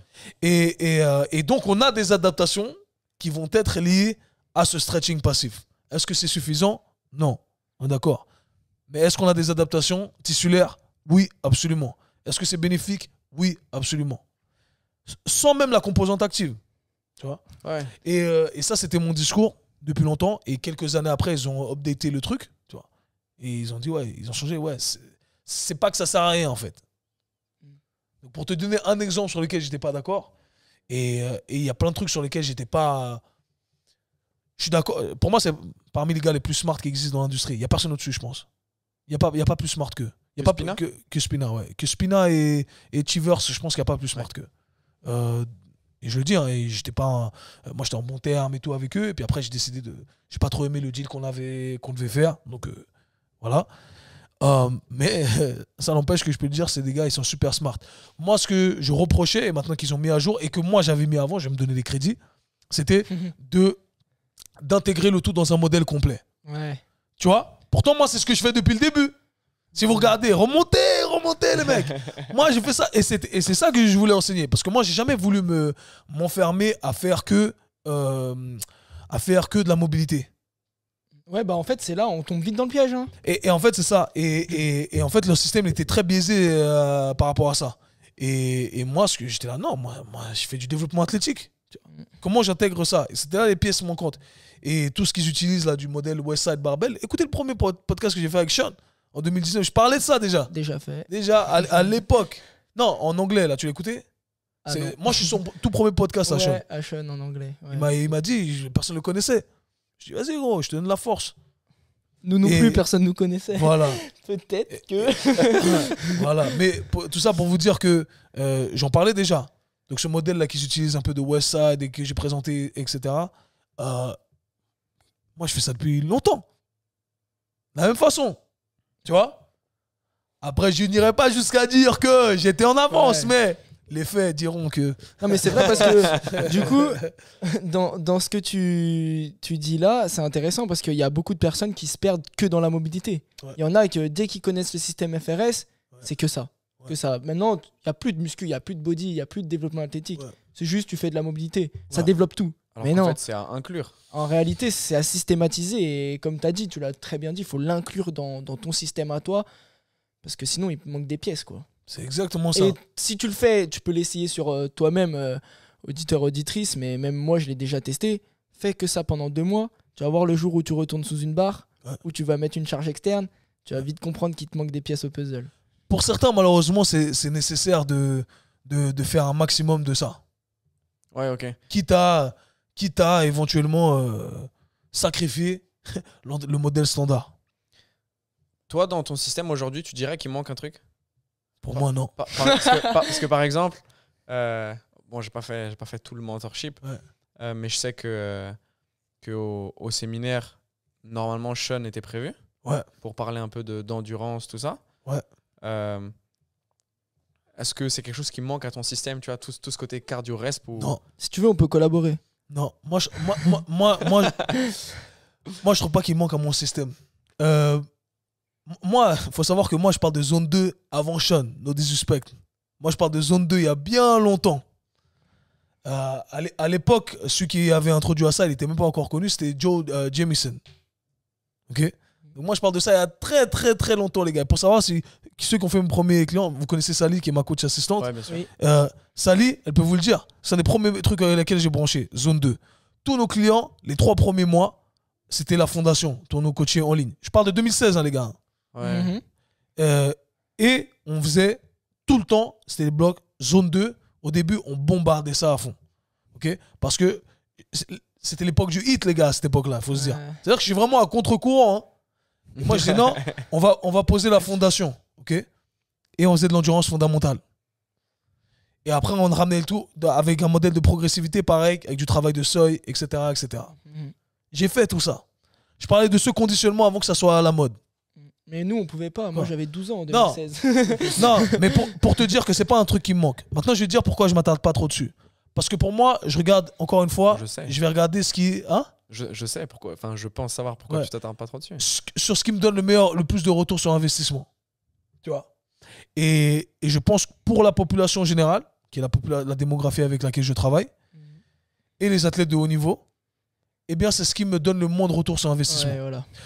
Si je travaille avec la population générale, pour eux, hey, déjà marcher, c'est de la zone C'est 2 de la déjà. zone 2, totalement. Ok. Ouais, total. Bah, Donc moi, déjà c'est leur ce que je demander de marcher, programme, c'est ça. Où je vais créer des meilleurs résultats, ça va être à la salle de sport, ok, avec un modèle standard et avec du travail articulaire. Et mon temps est limité. Tu vois, c'est pas comme si Totalement. j'avais plusieurs heures par jour. Ok. Que 1 heure, 2 fois, 3 fois dans la semaine. Ouais, si le gars il s'entraîne 20 heures, c'est pas pareil. C'est pas pareil. Si tu as de l'autre côté un athlète de haut niveau qui, de manière générale, moi, ont déjà des sports, pour moi, le meilleur cardio, ça va être le sport en question. Ouais, de ouf. Et encore une fois, leur temps est limité. Alors oui, je pourrais rajouter de la zone 2, du travail de seuil, etc. À quel prix? Au détriment des autres trucs qui, pour moi, vont peser plus lourd sur la balance. Ça a du sens? La spécificité encore. Alors si tu travailles, exact, si tu travailles avec des athlètes d'endurance, bien entendu, le Ah conditionnement, oui. c'est important. Heureusement qu'il faut connaître ça. Voilà, ça a du sens ou pas? Ouais, totalement. Mais pour répondre à ta question, pour moi, il manque rien. Au final, même personnellement, moi, dans ma pensée à moi systémique, c'est à l'inverse. Au Exact. final, c'est moi le conditionnement. Il faut que je mette à 200% là-dessus et que limite le développement articulaire et la préparation physique, ce soit au second plan. Même si, selon moi, ça devrait être quasiment au même plan. Avec Ça le dépend temps sur que tu quoi as tu à vas. disposition. Ça dépend ce que tu vas coacher. Oui, totalement. Oui, mais en général, sur des sportifs d'endurance, moi, c'est genre trail, vélo, Ouais. runner. Ouais. Voilà, le développement du conditioning, il est beaucoup plus important Ouais. qu'avec une personne lambda ou un athlète de haut niveau de n'importe quel sport. Ouais. Mais du coup, encore une fois, c'est le retour sur investissement. Mon retour sur investissement, si le gars, je le fais pas courir, j'ai beau lui faire toute la muscu qu'il veut, Ouais. il sera pas performant. Et pareil, un basketteur, si je lui fais faire plus de muscu, il peut être peut-être plus performant. Mais si demain je le fais courir tous les jours, il sera pas plus performant. Exact. À quel détriment aussi. Et je pense aussi que la valeur que moi j'ajoute en tant que professionnel, eh bien, elle est plus importante sur ce sur quoi je m'attarde le plus. Moi, je pense que, et encore une fois, bien entendu, c'est pas la meilleure façon de le faire, mais n'importe qui peut partir courir et peut éventuellement arriver au stade de courir un semi-marathon, un marathon même. Alors, bien entendu, tu ne devrais pas le faire, tu devrais prendre un peu de technique de course, etc. Mais n'importe qui peut le faire. Par contre, pas n'importe qui peut venir et placer des perfs en salle ici, avec des charges externes, avec des sauts, avec du travail articulaire. C'est là où je pense que l'expertise, pour moi, elle est un peu plus valorisée de ce point de vue-là aussi. Et est-ce que tu penses que c'est probablement lié à la théorie de l'évolution, dans un sens où de base on était fait pour marcher, courir, chasser, et pour manger et survivre? Est-ce que tu penses que du coup, cette théorie peut expliquer le fait que courir, tout le monde peut le faire, mais que tu dois être encadré en musculation? Je pense qu'il y a un peu de ça. Il y a un peu du fait que la musculation, au final, c'est quelque chose qui a été créé par l'homme. Ouais, voilà, exactement. Donc ça c'est rentre ça. avec des règles, encore une fois. Et ces règles doivent être enseignées, alors que c'est plus ou moins naturel de courir. Donc Ouais. clairement, ouais. Intéressant. Moi, si on retourne sur la blessure, du coup, la dernière étape, c'est C'est après que tu as fait ta réhab, quand est-ce que tu... En fait, déjà, où s'arrête la réhab? Genre là, je vais mieux, bam, je reprends le sport à donf. Ouais, ça c'est l'erreur que la plupart des gens Tout le font. monde fait. La réhab, encore une fois, il faut voir ça comme un continuum. Ouais. Donc, c'est pas un moment précis où ça s'arrête en disant ok, là c'est bon, tu retournes à ton activité. Et ça, je pense que c'est l'erreur que la plupart des gens commettent. Et malheureusement, c'est commis à cause d'un mauvais encadrement professionnel, selon moi. On nous ramène à un certain niveau et on dit retourne faire l'activité dans laquelle tu t'es blessé. Or, l'idée, c'est de créer cette fameuse marge de sécurité que j'ai tant abordée et de se dire hey, tu t'es blessé quand tu étais là. Ok? T'es blessé quand tu étais là, du coup, tu descends à ça. Ok? Et ensuite, ce qu'on fait, la mauvaise réathlétisation selon moi, c'est qu'on te ramène là et on dit hey, retourne faire le truc que tu faisais là où tu t'es blessé. Et du coup, il y a un gap en fait. Il y a un fossé entre là où tu t'es blessé, du coup, tu étais plus performant avant la blessure. Ok? Et c'est problématique. Et c'est pas pour rien que les gens se reblessent toujours au même endroit. Ok? Donc, nous, ce qu'on aimerait faire quand on fait une bonne réathlétisation, c'est augmenter cette capacité. On veut être au-dessus de là où on était lorsqu'on s'est blessé. Revenir meilleur. Ouais. Revenir meilleur, c'est ça. Parce que comme ça, et c'est toute l'idée de la prévention ou de la mitigation de blessures, c'est de se dire, je peux me retrouver dans la même situation dans laquelle j'étais, mais cette fois-ci, je suis prêt. En fait, on en Et revient j'aurai au pas de départ. blessure. On en revient au départ, parce que ce concept que tu retrouves dans tous les domaines que tu as dit, avoir La marge une de sécurité. Voilà. La clé, c'est ça. C'est ça. That's the name of the game. On doit avoir créé cette marge de sécurité. Du coup, quand est-ce que tu sais que tu as créé cette marge de sécurité et que du coup, tu peux retourner à ton activité? Bon, il y a plein de trucs que tu peux quantifier. Ouais, moi, l'exemple que j'ai en tête, là, c'est par exemple, tu fais... si par exemple, tu traques le profil force-vitesse, Ouais. il y a un truc qui se fait, c'est à la fin de ta réhab, tu retestes pour voir si le mec, si ton athlète, il est au même niveau Ouais.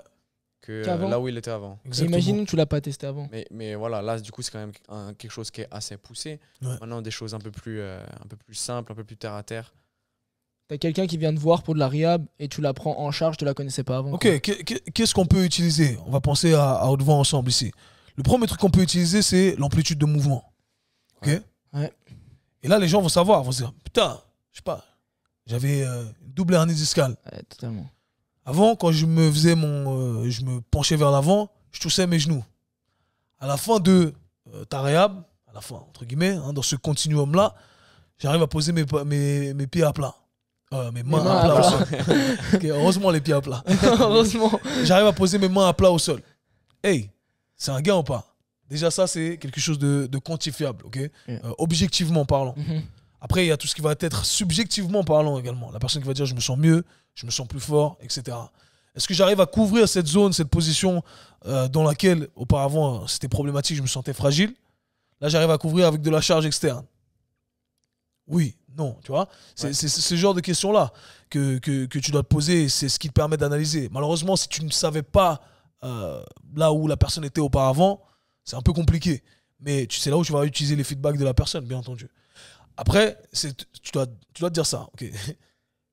Je vais retourner à mon activité sportive. On l'a vu, on va analyser également le profil du sport. Okay, et les contraintes auxquelles on va être exposé lorsqu'on fait ce sport. Okay, imaginons dans ce sport, on doit sprinter. Et on sait que lorsqu'on sprint, on va exposer une certaine quantité de contraintes sur nos tissus qui ressemblent à 8 fois, 9 fois notre poids du corps. Okay, donc on veut être capable de produire ces intensités-là. Donc d'un point de vue programmation, exercice, nos exercices vont nous permettre de quantifier si on est apte ou pas à retourner à notre activité sportive lorsque on met le tout en relation avec le profil du sport. Et je pense qu'il ne faut pas tomber dans le piège. Je crois que c'est toi qu'on a parlé, soit dans un podcast, soit dans un réel, c'est que souvent, quand tu dis ça, les gens te disent oui, mais comment dire, j'arrive pas à trouver mes mots, mais c'est que il n'y a pas le paramètre vitesse, il n'y a pas le... Tu sais, par exemple, il y a cet exemple-là, là, quand tu fais des sauts au sol, des rebonds, tu as quelque chose comme 10 fois ton poids de corps, c'est ça? Ouais, les pogos. Et ensuite, toi, tu vas faire de l'iso, tu vas faire des calf raises, par exemple, pour travailler les mollets, et jamais tu mettras 10 fois la même charge et tout. Ouais. Mais l'erreur à pas faire, c'est que au final, tu vas peut-être quand même retrouver les contraintes que tu vas avoir sur le terrain. Sauf que sur le terrain, ces contraintes, elles sont divisées sur plusieurs sur plusieurs tissus, en fait. Pas que sur le mollet. Il y a aussi ton genou, il y a aussi tes... Bref, il y a tout ça. Donc, Ouais, c'est réparti. c'est ça, voilà. J'ai vraiment du mal à m'exprimer. Mais en gros, c'est ça. C'est qu'il ne faut pas tomber dans le piège aussi que, ouais, on va peut-être isoler, par exemple, tes ischios pour un sprinter. On ne va pas l'exposer à 8 ou 9 fois son poids de corps sur les ischios. Ouais. Encore que, on a vu que tu étais solide. Oh. Mais, 3 Gianni mais, en RDL. mais on le fait de manière isolée. Donc, au final, ça fait sens après sur de la perf de terrain. Exactement. Mais ça n'empêche que tu peux rajouter ces composants de vitesse en isolation. Et tu dois. Ouais. Tu dois, ouais. Tu vois, mais ce que tu dis, c'est ça. Ce que tu dis, c'est si j'augmente de manière isolée la capacité de tous les tissus qui vont être inclus dans le mouvement lors de la pratique sportive, eh bien, ce mouvement va s'améliorer et j'aurai créé cette marge de sécurité. Ouais, c'est ça. Bien sûr. C'est comme on dit, une chaîne n'est jamais plus forte que le plus faible de ses maillons. En fait. Exactement. Ouais, c'est ça. C'est exactement ça. Ouais. Je pense qu'on a bien balayé le. Ouais, mais. Vas-y. Non, bah moi c'était toujours sur ce point de vue. C'est un peu plus d'un. Pas business, mais c'est un peu plus relationnel. Comment t'entames une rehab avec une personne? Dans un sens, imaginons, toi, on sait que tu as des joueurs de NBA ou enfin des athlètes de haut niveau, je pense que tu les suis depuis un moment. Ouais. Donc on va dire, au pire, s'il arrive blessé, tu sais que cette personne-là, tu savais ce qu'elle était capable, tu vas la traiter et ensuite tu vas la ramener au meilleur de son niveau. Tu vas repousser la marge, cette marge dont tu parles depuis le départ. Tu vas la repousser. Mais nous, d'un point de vue, on est encore jeunes, on débute dans le coaching. Non, pas totalement, mais voilà, on n'a pas autant d'expérience que toi. Si demain, moi, j'ai une personne qui vient me voir parce qu'il a mal à l'épaule, par exemple, j'ai eu 2 filles qui avaient mal à l'épaule, j'ai fait une réhab en symbiose, j'ai essayé d'allier l'aspect monétaire avec l'aspect leurs besoins, quoi. Et le truc, c'est que comment t'exprimes à la personne, tu lui dis, voilà, ben, moi, une réhab, je peux pas te dire combien de temps ça va durer. Et d'un autre côté, elle a envie de se dire, ouais, mais moi, j'ai pas envie que ça dure 6 mois, 1 an, tu vois. Alors, comment t'abordes... C'est comment tu arrives à quantifier pour que d'un point de vue business, tu puisses vendre ce service. Voilà, exactement. Ouais, comment tu peux vendre ce service dans un sens où la personne, si au bout de 3 mois, elle va mieux, elle a plus mal à l'épaule, comment tu lui fais comprendre que, hey, à 3 mois, t'as plus mal à l'épaule, mais t'es pas encore capable de repartir sur ton activité. Va falloir prolonger cette rehab. Va falloir que tu continues encore. Moi, j'ai les compétences, je sais que je pourrais t'emmener pour que tu reprennes ton sport correctement sans risque, même si, on va pas se leurrer, il y a toujours un risque. Mais une fois que la personne, elle a plus mal, elle pourrait se dire dans sa tête, ah, moi j'ai plus mal, au revoir. Mais au final, comment tu peux prolonger? Parce que la réalité, c'est ce que tu viens d'exposer, c'est une fois qu'elle a plus mal, maintenant il faut repousser les capacités. Il faut l'expliquer de manière effective, comme tu viens de le faire, Okay. mais en plus simplifié. Et c'est là où... non, c'est ça. L'art du coaching, c'est l'art de la communication. Okay. Donc tu dois expliquer à cette cliente et lui dire, écoute, Suzy, là, on est sorti de la phase de la douleur, mais si tu retournes à ton activité, eh bien, on va revenir à la case départ. Tu vas te blesser. Parce que tu vas te retrouver dans la même position. Ça fait partie de ton sport. Maintenant, il faut continuer ce processus de réathlétisation. Avec moi ou sans moi. C'est important de mentionner ça. Okay. Mais il faut que tu continues ce processus-là. Okay. Si tu veux, je vais être la personne apte à te guider, mais il faut absolument que tu puisses continuer ça. Parce qu'on veut créer cette fameuse marge de sécurité. Et tu peux utiliser tes mains comme je viens de le faire. C'est très imagé. Ouais. Hey, avant, tu étais là, tu t'es blessé là. Là, on est plus ou moins à ça. Tu risques de te reblesser et de te retrouver dans la même position. Là, nous, ce qu'on aimerait faire, c'est créer cette marge de sécurité. Ça va demander un peu de travail spécifique, etc. Et là, si tu es un coach qui est business savvy, eh bien, tu vas dire, hey, éventuellement, si la personne montre de l'intérêt, écoute, il y a plusieurs options d'aborder le tout. Je suis conscient que peut-être si la personne te dit, ouais, mais c'est un budget, etc. Ok, écoute, je vais aller dans ta direction, je vais essayer de t'aider. On peut faire un suivi en ligne, par exemple. Voilà. Hey, écoute, je vais te faire une programmation. Je sais que c'est un peu compliqué pour toi. On fait une programmation, tel prix. Au moins, ça va t'aider à continuer. Il faut que tu puisses offrir des options et des alternatives à tes clients. C'est ça. Tu peux pas la forcer si elle n'a pas le budget à venir te voir 3 fois dans la semaine. Ouais, totalement. Donc toi, ce que tu dois dire, c'est ok, je vais te trouver. J'essaie de traduire en anglais. Je vais te trouver là où tu es. C'est comme ça qu'il le dit en anglais, en gros. Mais ça a du sens. Hein? Dis-le en anglais. So I'm gonna meet you where you at. Tu vois? Okay. C'est-à-dire, en gros, tu vois, ça veut dire, hey, t'es là, je vais te retrouver là. Ouais. Okay? Je vais te proposer quelque chose qui te convient, en fait. En d'autres termes. Je vais te proposer quelque chose qui te convient. C'est ça. Ok. C'est bien tout ça. Ouais. Et du coup, tu as une question, Nathan, vas-y. Moi, j'ai une question. Du coup, c'est la suite de ce qu'on avait prévu. Et en fait, j'ai eu envie d'en parler dès le début parce que tu as fait tellement d'allusions à ça. C'est aujourd'hui, tu vois, c'est difficile. Pas nous en tant que coach préparateur physique, mais auprès des clients, d'avoir la légitimité de traiter la blessure de quelqu'un. Ouais. Parce que dans le parcours de soins, tu vois, si tu dois passer par un kiné, par un médecin, et du coup, comment nous... En fait, tu l'as même dit tout à l'heure, c'est que nous, au final, on est toujours le dernier, le dernier à récupérer la personne. Ouais. La personne, elle doit Une fois qu'elle est déçue, en gros. La personne, elle doit être désespérée pour venir nous voir. Ouais, c'est ça qui est triste. Story of my life, les gars. C'est l'histoire de ma vie, ça. Et moi, quand j'ai des gens que je signe en rehab, franchement, je suis trop content. Ouais. Je me dis vraiment, là, c'est limite...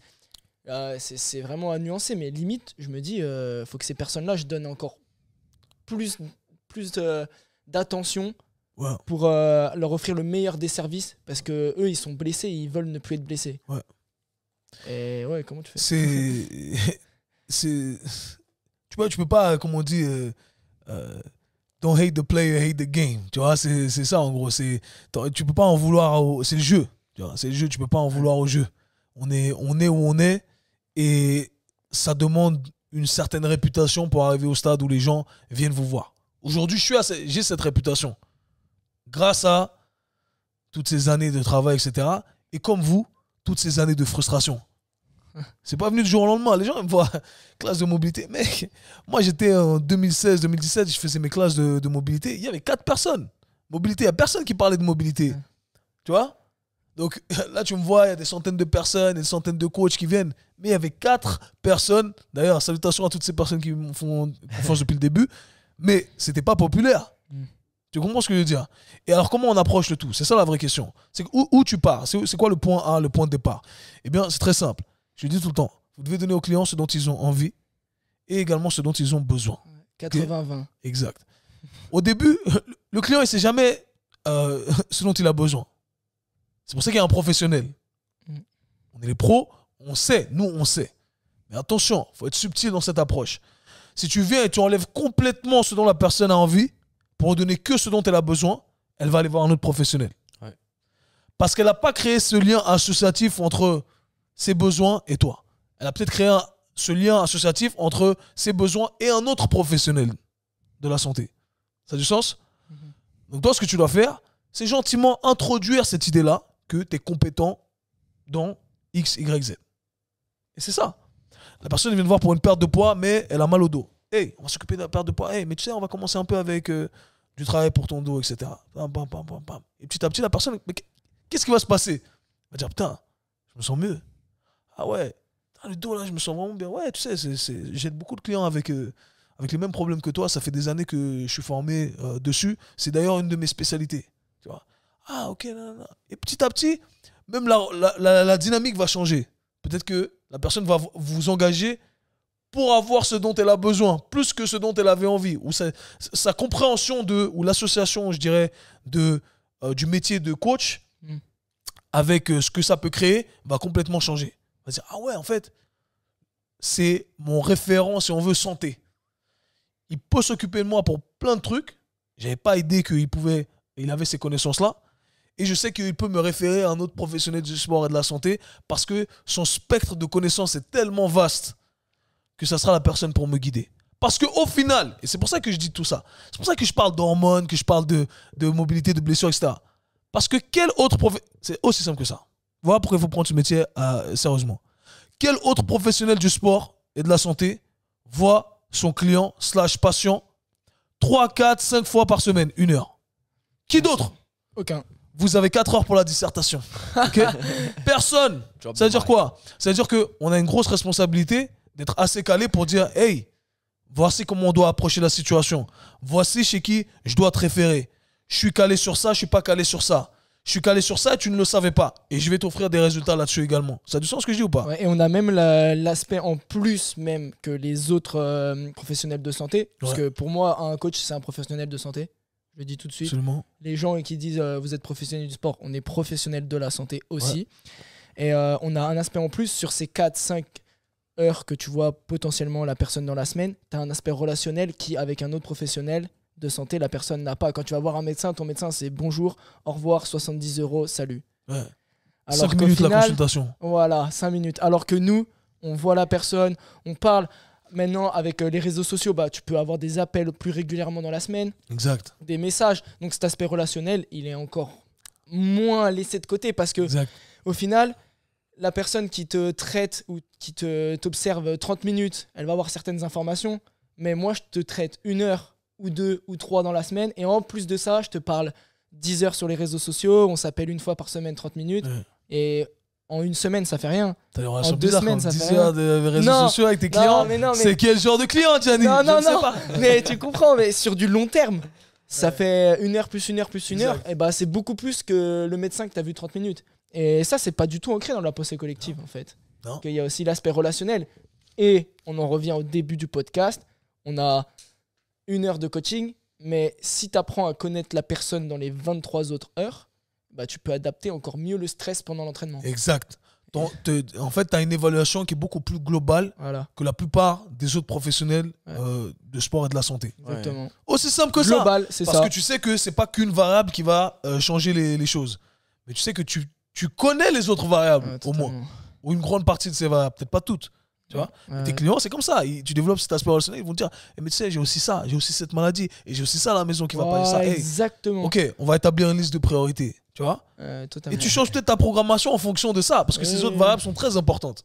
Tu Parce vois. qu'au final, tu vas voir le médecin, tu lui dis je suis tombé malade, j'ai une grippe, il va te donner le truc pour traiter la Exact. grippe. Mais la cause, Exact. c'est quoi la cause? Si ça. ça fait 1 mois que tu t'engueules avec ta femme tous les jours et Exact. que ton fils il fait des conneries et il te ramène des trucs que t'aimes pas voir, Ouais. enfin, automatiquement tu vas tomber malade. Il y a tellement de trucs. Alors ça, ils en parlent pas aux médecins, mais nous, au final, au fur et à mesure, t'as un peu cette relation amicale. Il y a même, Absolument. je pense, t'as peut-être des clients ou des athlètes avec qui t'es devenu ami, non? Super. Jamais. À fond. Quasiment Ok. tous mes clients, c'est mes amis. Ouais, voilà, c'est. Moi, ça m'étonne pas. En gros, le mec, il a 10 000 amis. Non, mes clients, j'ai une poignée de clients avec qui je travaille régulièrement, et certains athlètes avec qui je travaille depuis des années, ça y est, on a une relation amicale, oui. Ouais, voilà, exactement. c'est ouf. Ouais. On passe à la partie. Ouais, juste avant, pour finir, parce que c'est une question que c'est toi qui m'as exposé, mais au final, ça m'intéresse. Est-ce que pour toi, tu penses qu'on peut vivre seulement grâce à la rehab? Ouais. Avoir un business seulement axé sur la rehab?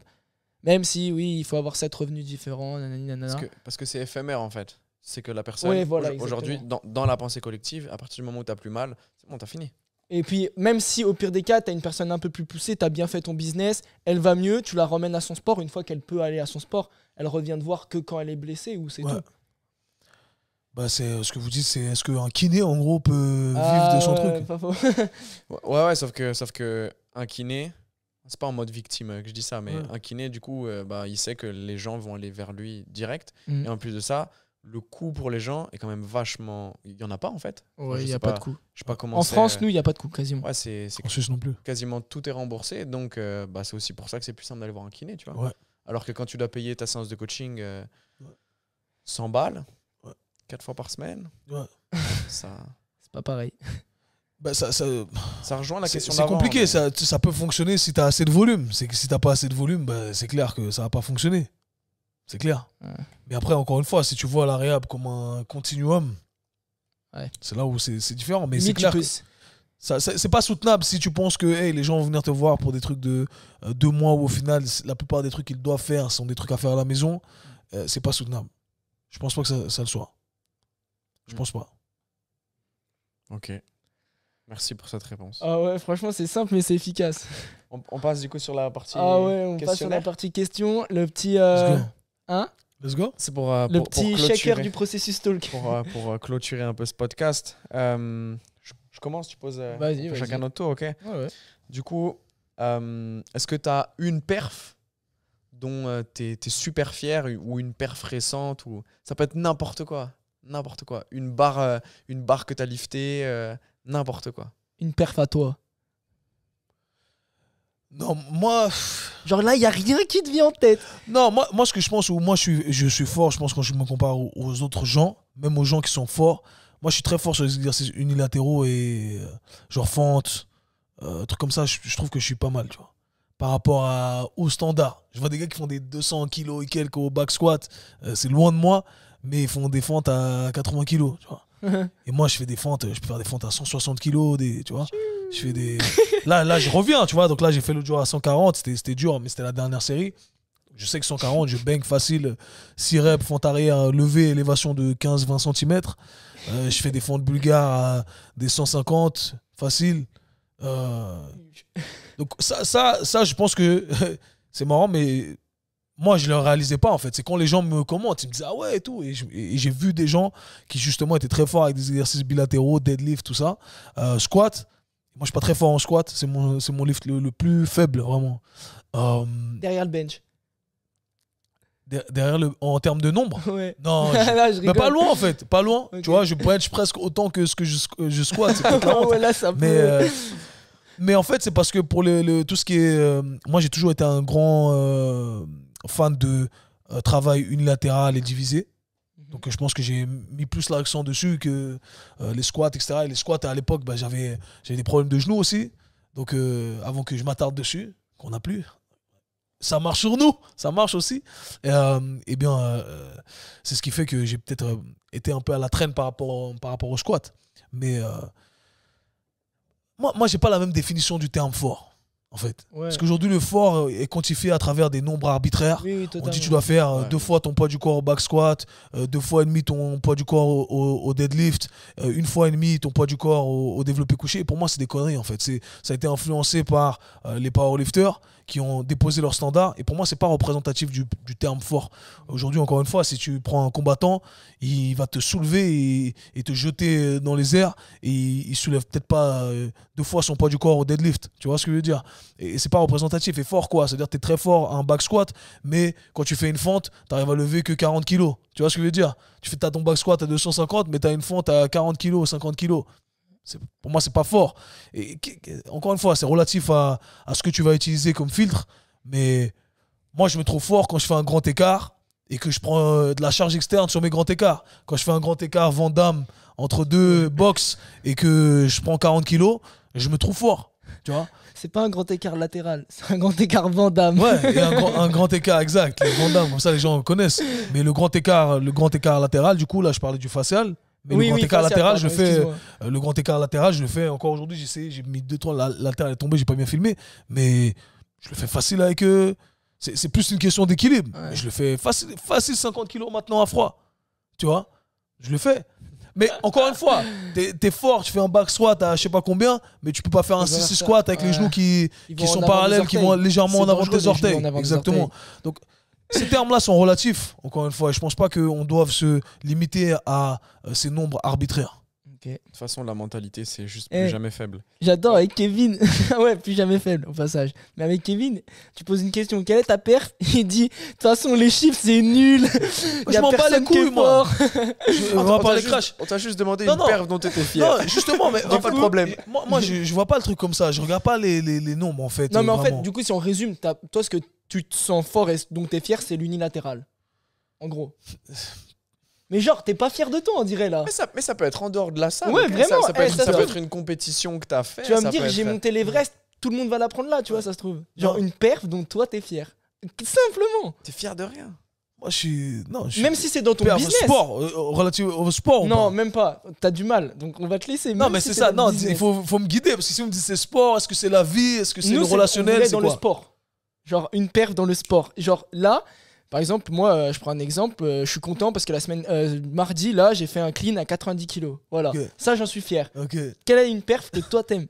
Moi, mes perfs, c'est que j'ai réussi à prouver à beaucoup de personnes, dont beaucoup de professionnels de la santé, qu'ils avaient tort par rapport aux limitations qu'ils m'ont attribuées. Let's go. On l'a eu. Voilà. On l'a eu. Ok. Ok. Bah, franchement, c'est quand on te connaît et qu'on écoute tous tes podcasts et tout, Ouais. ouais, au final, il ment ça fait jamais. sens. Il répète juste, il répète juste. Deuxième question.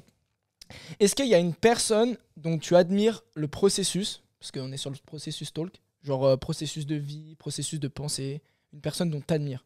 Quelque chose qui a accompli quelque chose avec un processus assez stylé, Ouais. tu vois. Par exemple, Saverio qui a commencé dans la rue et aujourd'hui il a fondé un empire avec Keep Up. Il y a plein de de personnes business qui sont admirables de ce point de vue-là. Et si tu dois en sortir une, Une qui te parle beaucoup, qui, tu vois. genre là d'un coup. Il a mis une colle. Ouais. C'est très dur, hein, parce que en fait, tu m'as guidé dans plein de trucs. Tu as dit processus de pensée et processus de parcours. C'est des choses Bah, complètement différentes. processus de parcours. Parce que c'est large. La question Ouais. est large. C'est... Vraiment, Non, nous, parce même que si tu me veux- dis par exemple de penser, moi, un gars que j'admire, c'est un de mes auteurs préférés, c'est Nassim Nicolas Taleb. Oui. Donc lui, Ok. j'adore Sa sa pensée. capacité à penser de manière critique et à voir des choses qu'on n'arrive pas à voir dans des informations banales, en fait. Et donc ça, j'admire ce côté-là. Système 1, système 2. Non, ça, c'est Daniel Kahneman. Ah, c'est pas le Ouais. même? C'est pas Ok. le même. Ouais. Moi, je connais pas. Donc, ouais, lui, Nassim Nicolas Taleb, j'aime beaucoup. Je trouve que c'est quelqu'un de très inspirant de ce côté-là. Niveau processus de pensée, ouais, j'aime beaucoup. Après, j'ai plein d'influences. Hein. Moi, j'aime bien Jordan Peterson. Après, il y a plein de personnes que j'aime beaucoup. J'aime beaucoup Patrice Lumumba aussi. Ok, question suivante. Ouais, next. Non, mais en vrai, Non, il y a beaucoup que c'est il y a intéressant. beaucoup que j'aime, mais sur différents. Il y a personne qui englobe Oui, oui. ce à quoi j'aspire. Ouais, c'est pour ça que nous, en fait, là, Voilà. j'étais un peu Ouais. perdu, mais Ah. c'était le mot, c'était processus. Donc, en Ouais. fait, le processus que tu veux. Mais du coup, ouais, t'as bien défini. À toi. Troisième question, est-ce qu'il y a une ou plusieurs personnes ou des collègues que tu consultes quand tu as besoin d'aide, que tu vas avancer ou etc. Avancer dans quoi? Eh, les gars, faut être précis dans la question. Bah, parce que- si tu veux avancer dans ton travail, t'es perdu dans ton business, Ouais, dans ton travail. bise. Moi, je collabore beaucoup avec Sally, ma coach assistante, qui était à l'époque qui était ma mentee. Aujourd'hui, c'est ma coach. On est au même niveau, tu vois. Je le vois comme ça. Et ses conseils sont très précieux. Et j'aime beaucoup échanger avec elle. Quand j'ai des doutes, j'aime bien avoir son avis sur le côté professionnel, programmation, des trucs comme ça.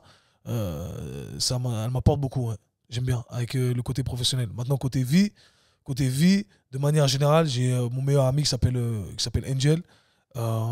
Shout out à Angel. Et lui, c'est toujours une bonne personne pour de la conversation plus poussée. Donc, quand j'ai besoin je suis un peu perdu, c'est mon gars pour ça. Il sait me guider, en fait. C'est quelqu'un qui est très à l'écoute. Et quand tu as besoin d'être guidé, en fait, tu n'as pas besoin vraiment d'être guidé. Parfois, tu as besoin juste d'avoir quelqu'un qui est à l'écoute. Ouais. Donc, Angel, c'est mon gars pour ça. Et c'est pas pour rien que c'est mon frère, quoi. Il se livre. Sympa. Quatrième question. D'après toi, dans le monde du sport, qu'est-ce qui manque le plus aux coachs actuels, genre en termes de savoir, compétences, moyens ouais, quel sujet n'est pas assez abordé, quoi? Le programme mentorship de Kevin Ferrac, alias K-Swiss. Je l'ai dit, je vais pas le retirer. Je suis persuadé, moi. Moi, je suis persuadé que si tu fais mon programme mentorship et que tu appliques et que tu prends ce qu'il y a à apprendre, tu laisses ce qu'il y a à laisser et que tu exécutes, tu pratiques sur toi. Donc en gros, il manque... Si on... Le programme mentorship. Tout ce que Ouais, t'apportes. mais il manque une pensée manque- systémique. Il manque une pensée systémique, quoi. Voilà, exactement. Ou plutôt Ok. un peu de ma pensée systémique. Ok, faut dire les termes. Du coup, on a déjà un peu répondu à ça, mais quel autre sujet, parce que là, on a parlé que de ça, de sport, de prépa physique, quel autre sujet te passionne? Moi, il y a plein de trucs qui me passionnent. La finance, ça me passionne. J'aime beaucoup la finance, parce qu'au final, c'est lié à la psychologie de l'être humain. Ouais. La psychologie de l'être humain, en soi, ça me passionne. D'où l'idée d'avoir lu ces livres de Daniel Kahneman, entre autres. Et ouais, l'histoire, ça me passionne. J'ai pas assez de temps à y consacrer, mais ça, je pense que ce sont les trois trucs qui me passionnent. Tu vois. Je trouve que si on connaît nos faits historiques, eh bien, ça nous permet de mieux nous positionner, surtout de manière générale. Donc, j'aime bien revenir sur certains faits historiques pour mieux comprendre certaines situations. Et si vous écoutez parfois mes podcasts, eh bien, je mentionne certains faits historiques, en fait. Liés au sport, comment l'haltérophilie est arrivée, ok, pourquoi on pense ça? C'est parce que c'est arrivé de cette façon-là, etc. En fait. Puis tu parles beaucoup de la théorie de l'évolution aussi. Au final, c'est historique, ça. Exactement, ouais. La théorie de l'évolution, c'est ça. Tout a un début, j'ai envie de dire. Tout a un début. Même ta façon de penser, d'agir, c'est un début. C'est ton histoire. Tu agis de la façon dont tu agis parce que tu as Tu as Parce que j'ai une été histoire. programmé Ouais, c'est vrai. à cause de ton histoire ou grâce à ton histoire.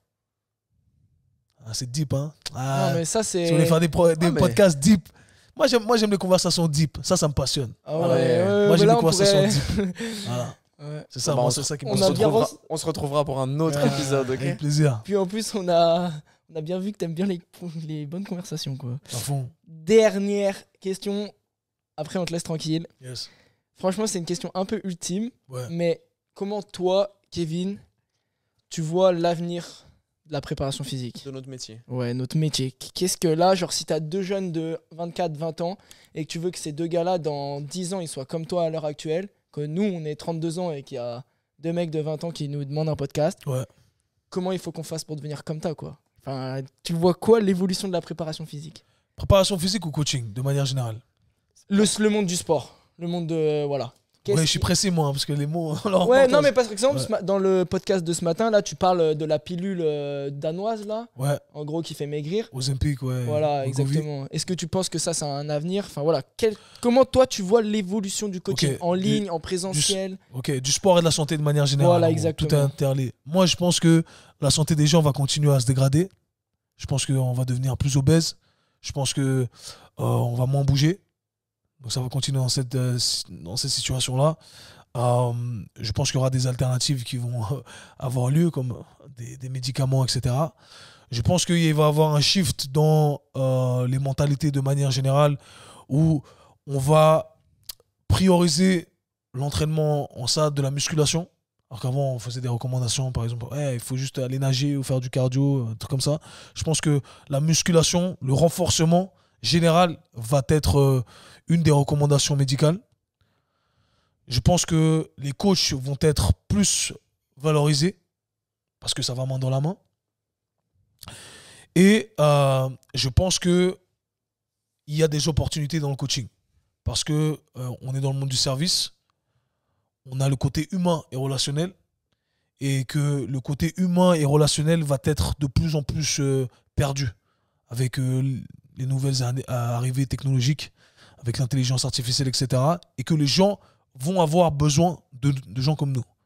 Ils vont avoir besoin de gens comme nous pour le côté relationnel, et vont avoir besoin de gens comme nous parce que, au final, malgré le fait que l'évolution technologique aille très vite, notre évolution biologique ne suit pas le tout à la même vitesse. C'est-à-dire qu'on aura les mêmes problèmes. Notre corps a évolué ainsi sur des milliers et des milliers d'années. Ça va prendre des milliers et des milliers d'années éventuellement pour qu'on s'adapte à ces nouvelles technologies qui sont sans cesse en train d'évoluer. Et du coup, on aura encore plus de douleurs au dos, douleurs aux articulations, etc., etc. Donc je pense que pour moi, c'est quelque chose de positif et que seuls les plus compétents vont pouvoir en faire une carrière. Donc c'est pas radieux pour l'humanité, mais c'est plutôt cool pour nous, pour nos bises. Exact. Comme on dit, le malheur des uns fait le bonheur des autres. Ouais, mais c'est dommage d'en arriver à ce stade-là, même, je trouve. Enfin, même si tout le monde serait en bonne santé, tout le monde devrait avoir un préparateur physique. Quand j'étais plus jeune, même si je suis pas très vieux, je disais à moi, à mes parents et tout, je disais, en fait, je comprends pas pourquoi on a tous un médecin généraliste et pourquoi personne n'a pourquoi pas tout le monde n'a un préparateur physique, juste un coach sportif. Ouais. Je peux t'assurer que si demain tout le monde a un préparateur physique, Ouais. il y a beaucoup de médecins généralistes qui touchent le chômage. Ouais. Je pense. De toute façon, il y a plein de médecins généralistes qui vont sauter avec l'intelligence artificielle. Ben, Ah ouais? tu pourras clipper ça. Moi, j'ai dit ça déjà, il y a un séminaire, quand j'ai fait un séminaire à l'hôpital de la Tour, et je disais ça. Je disais des trucs qui se passent maintenant. Et j'ai dit entre autres parce que j'avais lu le livre de Yuval Noah Harari. C'est pas moi, je suis pas cet être surhumain qui est super intelligent. J'interprète des informations. C'est ça, aujourd'hui, tu auras des applications qui vont faire en sorte que t'as plus besoin d'aller chez ton médecin généraliste. Mais Parce que peut-être- l'application, ils ont testé ça récemment. J'ai vu un article d'ailleurs. D'où l'idée de la finance qui me passionne parce que ça relie tout en fait. Ils ont testé en gros l'intelligence artificielle versus les médecins, et l'intelligence artificielle commettait beaucoup moins d'erreurs que les médecins sur les recommandations à donner Mais aux les patients. médecins, ils vont nous dire, mais c'est pareil pour vous les préparateurs physiques. Non, Pourquoi? parce que le médecin a un processus qui est plus algorithmique. Ouais, c'est Ouais, vrai, ouais. total. Et c'est pour ça que moi j'enseigne l'individualisation au maximum. Parce que Ouais, c'est trop complexe. Ouais, c'est un système de pensée, C'est ça. et après, c'est toi, ton expertise, là, tu dois tout réajuster par rapport à l'individu que tu as en face de toi. Et c'est pas, il y a des médecins qui tombent moins dans ce processus de pensée algorithmique, parce qu'il y a des très bons médecins. Et le problème, c'est que souvent, je dirais peut-être des médecins, c'est que généralistes, dans la plupart des cas, c'est que vu que leur temps est limité, ils sont obligés de penser de manière algorithmique. Ça a du sens ? Ouais, bah c'est ça. C'est parce que le temps est limité. Et ils ne vont que pousser la réflexion plus loin, de manière un peu plus individualisée, si la réponse algorithmique n'a pas fonctionné dans un premier temps. Ça a du sens ce que je dis ? Ouais, totalement. C'est ça en fait. Et en fait, t'as toujours un temps de retard. En gros, c'est comme si nous, dans ta pensée à toi, à chaque fois, tu disais faut mettre de l'isométrie. Tu mets de l'isométrie, ça fonctionne pas. Bon, allez, je vais me creuser le cerveau. En gros, ce serait ça. C'est exactement ça. Et malheureusement, parfois, c'est trop tard. C'est ce qu'on appelle les erreurs médicales. Tu vois ? Et quand je dis un bon coach, ça va durer, les bons coachs vont réussir. Parce que les bons coachs vont réussir à ne pas tomber dans ce processus algorithmique que l'intelligence artificielle va utiliser. Parce qu'on est des humains au final. Algorithmique et générique. Même algorithmique, je ne sais pas si le terme est exact, mais on s'est compris. Oui, totalement. Donc c'est ça en fait. Si tu arrives à individualiser au maximum le tout, et bien là, ça devient très dur de faire une compétition avec toi. Très, très, très dur. Bon bah voilà, c'était le podcast de tes 2 coachs préférés avec leur coach préféré. Merci les gars, ça fait plaisir, c'est un honneur. Franchement, merci Kevin. Merci de ouf. Plaisir les gars. Merci pour ton temps, on va te mettre en retard pour le dîner. Pas de soucis, force à vous, bon courage pour la suite, c'est tout ce que je vous souhaite. Pour ceux qui connaissaient pas Kevin, allez le suivre sur ses réseaux. Tout sera dans la bio. On vous mettra les podcasts dans lesquels il intervient pour que vous allez voir son parcours, parce que ça a été une discussion un peu intense quand même. J'ai le cerveau, mais je suis fatigué. Kev, t'as un mot à dire aux auditeurs ou pas ? Non, les gars, merci à tous les auditeurs qui soutiennent, qui suivent régulièrement. C'est toujours apprécié, c'est un honneur. On va continuer à prêcher la bonne parole et à vous représenter de la bonne des façons. Ça me tient à cœur, à rester nous-mêmes, rester qui on est, c'est le mot d'ordre. Et à partager avec amour et passion. Voilà, suivez-nous tous sur tous les réseaux sociaux. C'est le meilleur moyen de nous soutenir. Un petit 5 étoiles et à bientôt. Ciao. Peace.